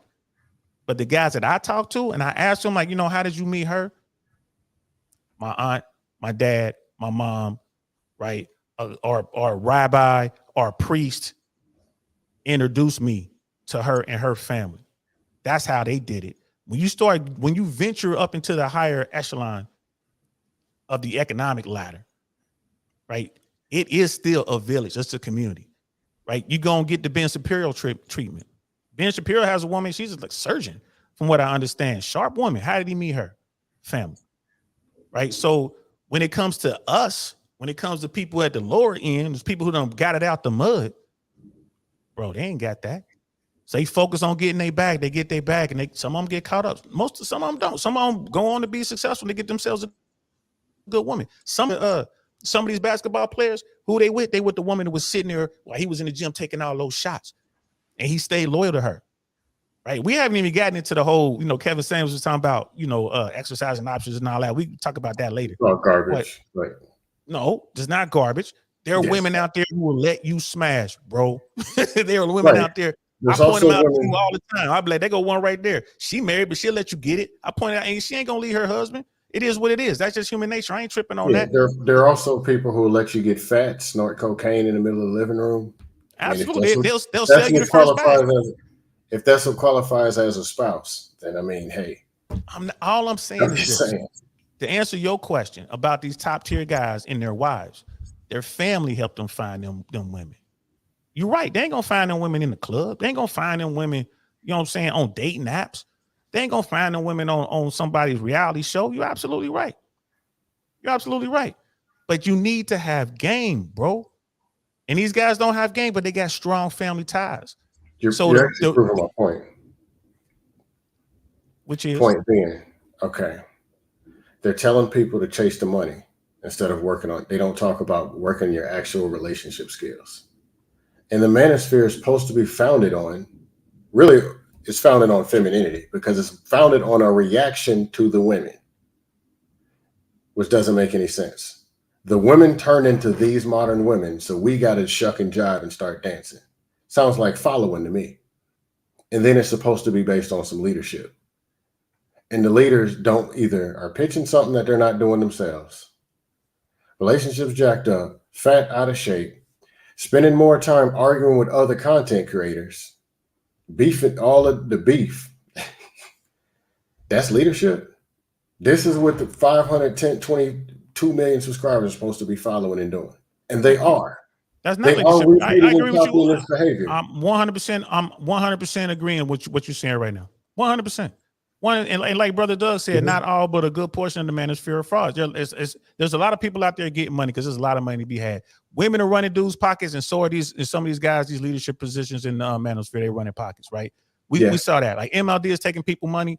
He can't even stand up to the very women that he was out here criticizing. He's acting like very tight. He's feminine.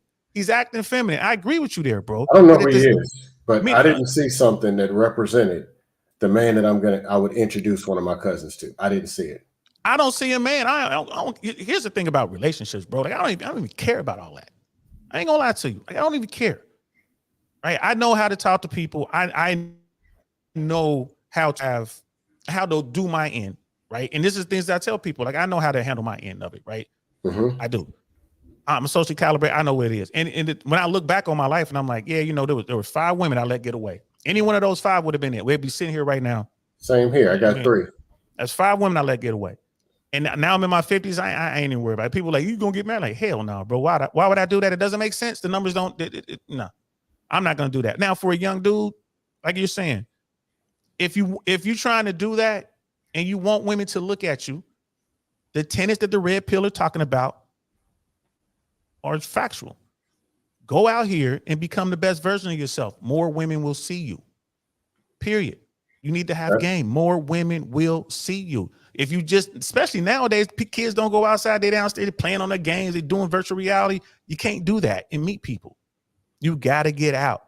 Meeting people online, dating, Instagram and all that. You got to get out and find her. And once you find her, there's a process. And hopefully you have people that can help you vet, right? I'm with you on all that. But I'm not going to say that the manosphere is useless. It's not useless. It's very useful. If you can see through the bullshit, it's very useful. So if anyone says something, like if you come to me and say, well, all I got to do is go to church and get me a good woman and God's going to work it all out, I'm going to laugh in your face. Like, she going to run your pockets, bro.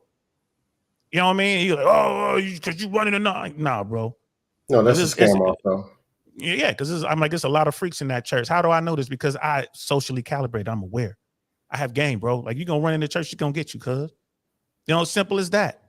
Now, I'm not saying don't marry women from church. I didn't say that. I'm just saying, just like that woman on the thing where she's like, y'all saying I'm going to be alone. No, we didn't say that. We're saying the chances you find the man that you want is slim to none. That's all we're saying. It could be done. I just say there's a lot of things that you need to know. Like, I'll be real. I didn't know what I needed to know in my young years. And I ran across 3 different women that I dated that I should have pushed to marry. And it had nothing to do with anything taught in these spaces. These women wanted to rock with me to the day that I died because of who I am. And there's nothing in the manosphere teaching that. They're actually pushing against it indirectly. Over talking about money, hyping up the average man and pushing down all the women's 304's gloom and doom and statistics when it comes on the women's side.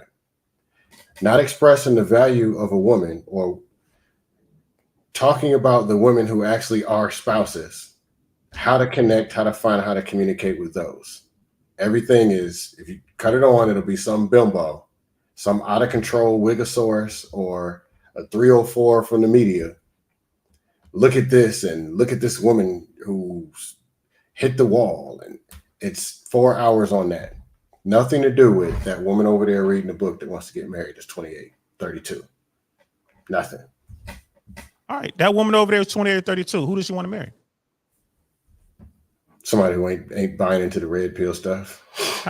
She wants to marry a dude with some game, right? She wants to marry a guy who's socially calibrated. She wants to marry a guy who's in shape. She wants to marry a guy Socially calibrated. who's an earner. She wants to marry a guy who has Is clout. the red pill helping people calibrate their social skills? Or do you hear more yelling and these women ain't done but 304s? And they're taking this junk and they're actually going out and speaking it on their dates. That's how bad it got. But do you hear the positive energy, the positive mindset for a man to tell a woman he's going to take her to the promised land?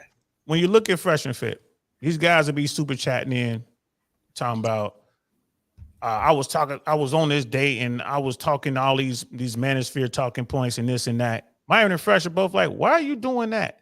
Right? When you get behind the paywall, when you're like behind the Patreon, when you out there like really just talking, no cameras, it's just, just guys.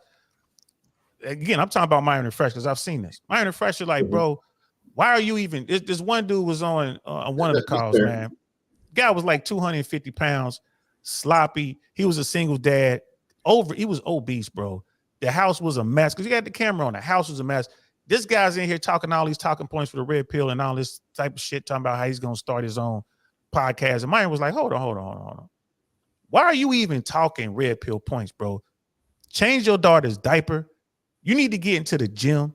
You need to clean up the kitchen. This is what's going on behind it. This are the guys who are like, before you can even begin to get out here and try to date, you got way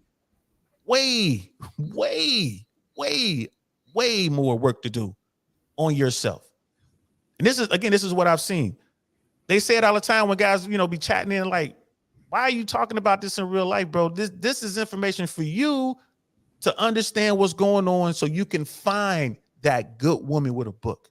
Because simply because you see a girl over there with a book reading, it doesn't mean that she's a little princess. It doesn't mean that she's a 304. You have no idea who she is. So you have to go over there and figure it out. And it's going to take time. That's legit. And again, in the manosphere, yes, there are some guys out there just trying to run money. You know what I mean? They're just trying to, charlatans or whatever you want to call them. But there are people out there who really are trying to help.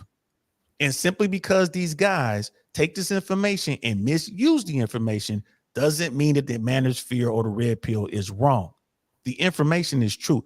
I can teach you math, but if you misapply the math, it's never going to work for you. That doesn't mean we're gonna throw away mathematics. I'm just saying there's a dark hole where these things are not to be. I'm actually looking for content that fills this dark hole, and it's pretty much not to be found. Maybe you have to extrapolate from all the different sources and create your own white hole, right, to counter out that black hole.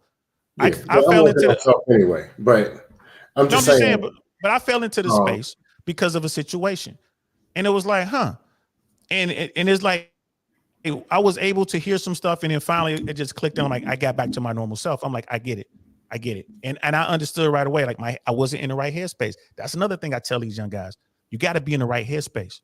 You can't be going out here trying to talk to anybody if you're not in the right mind space.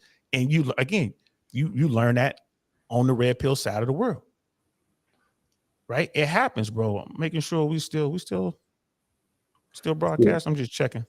Yeah, it's still good. Yeah, you're correct. I'm just saying 80% junk, maybe 15 to 20% something that's to be applied. But you're talking about negativity multiplies and smothers something positive. I've yet to see something when it's talking about good faith, dudes even approaching women with a smile on their face, or with the optimism that, hey, this woman can actually be something and change my life. It's just not there. Again, it depends on who you're talking to, bro. And I'm not going to condemn the entire space because I don't know, 85%, but the foundation. Oh, go ahead. The foundation is solid. You know what I mean? It's up to you as an individual to pick the right people to follow. You follow the wrong person, you get burned. You know what I mean? What they say? You play stupid games, you get stupid prizes. Well, you follow people who play stupid games, you get to share in their prizes. This MLD guy, that's why I'm doing this show. That MLD guy was absolutely 100% wrong. And anybody who follows him, that's on them. He's going to lead you down the wrong way. It's a slippery slope. And guess what? If you follow him, you're going to suffer the same consequences as that guy. He ran away from a group of women. That's disgusting. That's not being a man. It's like you said. He's out there being feminine. That's disgusting. And if you following that guy, then you get what you get, bro. This is coming out of the manosphere, right? This is coming out of the manosphere.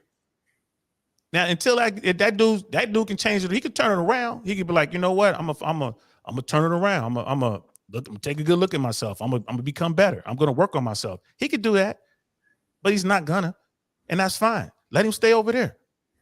You know what I mean? It's not me trying to beat up on the dude, but you going out here talking about you a leader, man. This is how you acting. If somebody follows you, that's what you get. If that guy came to us as new Templars, you came to watch how we do business with the Templars. If that guy came over as a new Templar, I'm not letting him talk to my knights. If he talks to my knights, as soon as he finishes and sit down, I'm like, everything he says bullshit, man. Do not do what he said. He was right on this point, this point, and this point. Yeah, he was right on this point. Right, call it out right there. He was right on this point, and this point. The rest of that was complete garbage. And tell me why. And I'll go around to all my knights and they'll tell me why. Hey, Dia, what do you think about the conversation when the waitress came over? Outstanding conversation. Where's that at in the outstanding conversation? But it was there with the new Templars. It was there with the new Templars. DL Saint's not the only guy having these conversations with folks. Right, I do that with all these dudes and these young guys. You're a solid dude. I rock with you. You're good. Right. But I'm just saying, I'm not the only one. There's some other guys out there. We can have this conversation with Myron Gaines. He's like, I don't agree with this and that, but yeah, you're right. And it will be a civil conversation. I don't agree with, like, Myron's like, I want to have multiple wives. Like, I don't. But hey, man, that's your religion. You Muslim, man, do your thing. He actually said some decent stuff. I'm not so much a fan of not necessarily not a fan, but like I tell you, all them wild chicks sitting in the studio and then arguing the same thing, that's not for me. Yeah, but there is a few things. I understand the business side. But the other thing is he calls it out direct, as it is. And there are some things that Fresh has said, not Fresh, Myron has said that's straight legit. That's still ringing my mind. And there's some stuff he said is out there too. There's some stuff out there where you're like, I don't know about that one, bro. Yeah, like a couple years ago, I was driving. Maybe 2 years ago. And he was talking about why dudes spend money on these OnlyFans and strippers and all of this stuff. And it's like dudes at the end of the day are paying big money for a woman to be nice to them. That is 100% true. A lot of these dudes are scared of the rejection or they're scared of the bad energy. They have the money, and that's the quick and easy way to get a woman to be nice to them. Is cut the check, go to the strip club, or pay some OnlyFans or one of them. That was actually legit. That's facts. To be seen. It's not even to be nice to them, just to be seen. Why do you think they go to the strip club, man? So you got this beautiful woman to sit on your lap and listen to you and you're being seen. And you say all this stupid shit. And she's just like, yeah, baby. Okay, I'm going to need some more money. And he pulls out another $100 stack. And they want it to feel personal too. Yeah. They want that experience. Hello, Colombia. Medellin. They could not get. And go to Medellin, bro. Get you a beautiful woman. They go down to Medellin. They go down to the DR. They get you the girlfriend experience. It's real too. Them women make you feel like they your woman, don't they? I mean, you know the difference. You know what I mean? Yeah. Well, difference is not bragging, but I've dated Hispanic women in the States, Colombian, Costa Rican, I have Puerto Rican, half Panamanian, half black, Dominican. So I can do it in the States, which means if I were to go do that, I can actually get the real experience. Like, but the point I'm making is they know how to present that experience. That is true. That's what I mean. They can present you with that experience. And if you have no game, if you have no knowledge of the situation, you'll fall for it like a blind roofer every single time. Brother Doug, he's asking me, like, besides Fresh and Fit, who else do you listen to in the manosphere? I listen to Rich Cooper, man. I like Unplug Alpha. I like his book. I like the way Rich rocks. I listen to Michael Sertan now, and I'm reading a lot of the stuff that he recommends. Outside of that, not many guys. I mean, I'll listen to any of those guys in the space, but again, I'm taking the good and I'm leaving the bad. Just like Brother Dusto said, like, yeah, man, Myron said some stuff that's like, yeah, I still rock with to this day. It resonates to this day. The whole point, what I take away from the manosphere, and I got to wrap this up, man. I forgot. Tomorrow's my daughter's last day of school. I ain't made dinner yet, man. Bad dad. But I got to get down here and cook something real quick. But here's the thing. Here's my takeaway from the manosphere. The information that they put out, there's some great information that young men need to know. Why? Because they're not out learning this on their own. It's stuff that I learned on my own because I was out in the real world. Brother Doug is saying some of these young audience, the high schoolers are ready to quit and give up on women completely, going black pill before they're 21. Right. I agree with him because they don't learn these things. They get wrecked. There are a lot of women out there who will wreck you. Guess what? There are a lot of people out there who will wreck you. There are there's people in the manosphere just robbing these guys blind, man. Just taking all this money and what else? Myron, Fresh, you know what I mean? Rolo, Rich Cooper, you know what I mean? Michael Surtan, they're really trying to help guys. Now, there are tons of other content creators out there in the manosphere that I ain't gonna lie to you, man. I think all they want to do is get the bag. They just want to get the money. I want to help these young dudes. And what I found out is if you give it to them for free, they throw it in your face, man. Game is to be sold, not told. And now I know why the old pimps say that. Because they have to take some sort of ownership. It has to have some sort of value. So you got to charge them for the value. But you ain't got to charge them $10,000. You know what I mean? Like, I'm going to charge you $10,000 for 5 minutes worth of material. But, you know, and my nights know it, man. So that's one of those things. There is definitely a need for this space. There's a need to show young boys how to be men. But people like MLD, anyone who acts like that, that's not a leader, right? Just like in the Army, man. We both served in the United States Army. I'm pretty sure you served under some really good commanders and you served under some really bad ones. Yeah, I was a different soldier under good leadership, and I was a different soldier under bad leadership. Same thing. I think you would be a different man under good pill tenets, and you will be a poor man, a bad man under bad red pill tenets. I'm sure we can agree on that. That's fair. You know what I'm saying? So let me give you the last word, bro. Let me give you your final thoughts. Let me pull that banner up and get the final thoughts on Brother Gusto.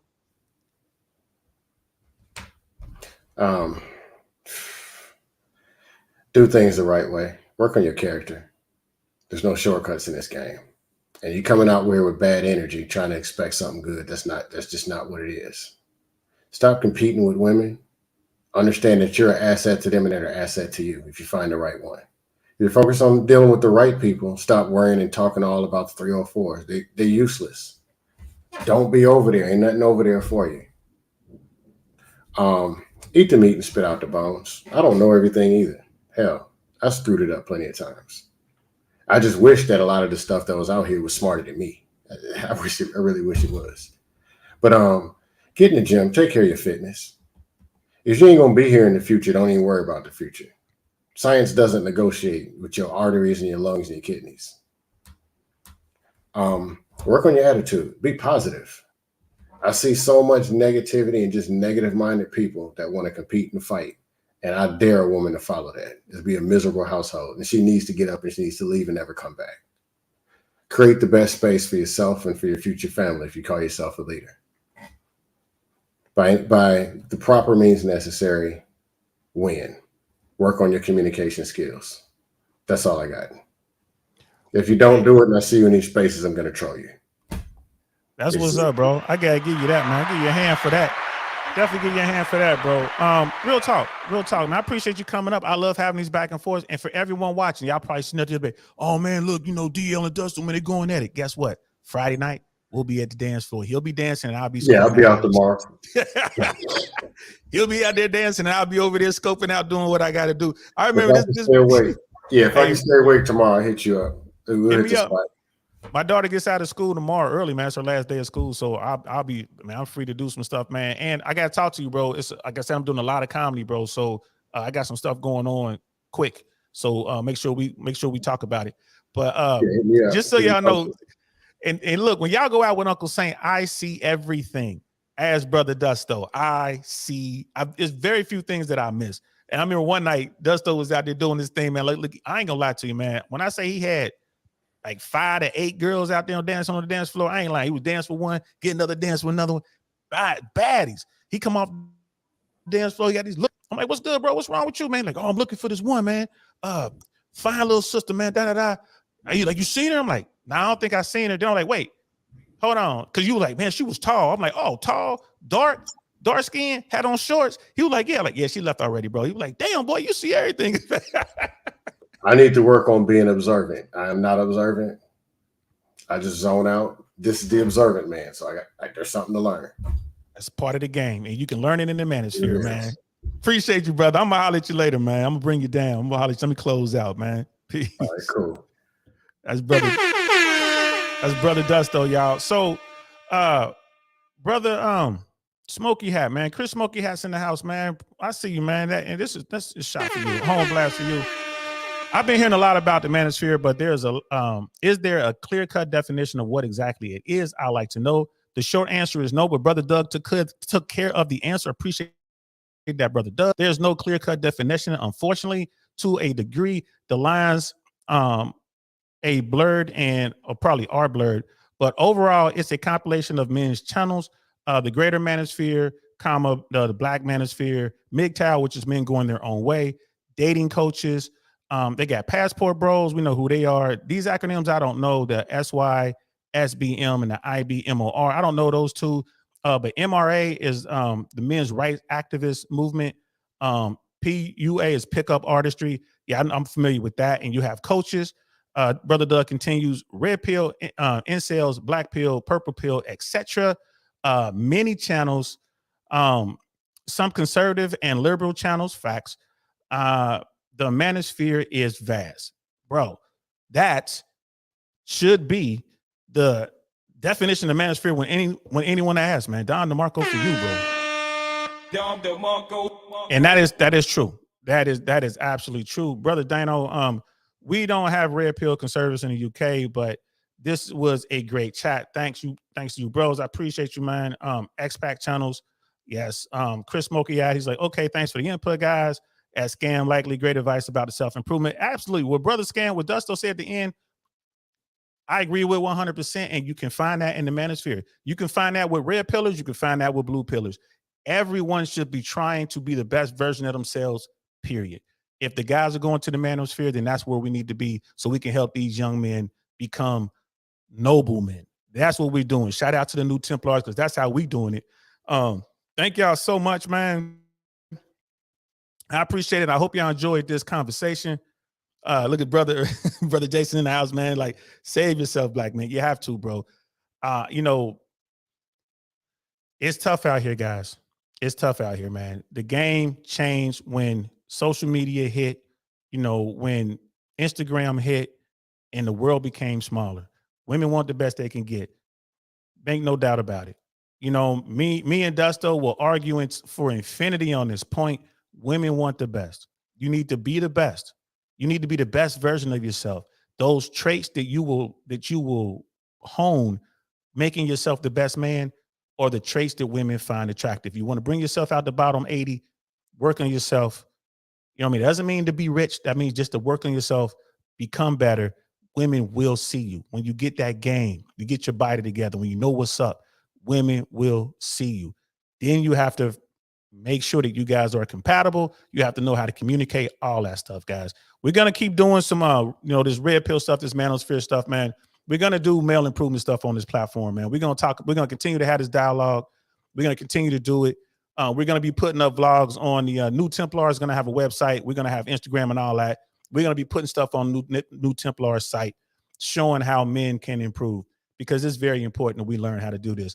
It is critical to the survival, not only as you as an individual, us as a society, but it's really critical to the survival of the United States of America. I ain't gonna lie to you, bro.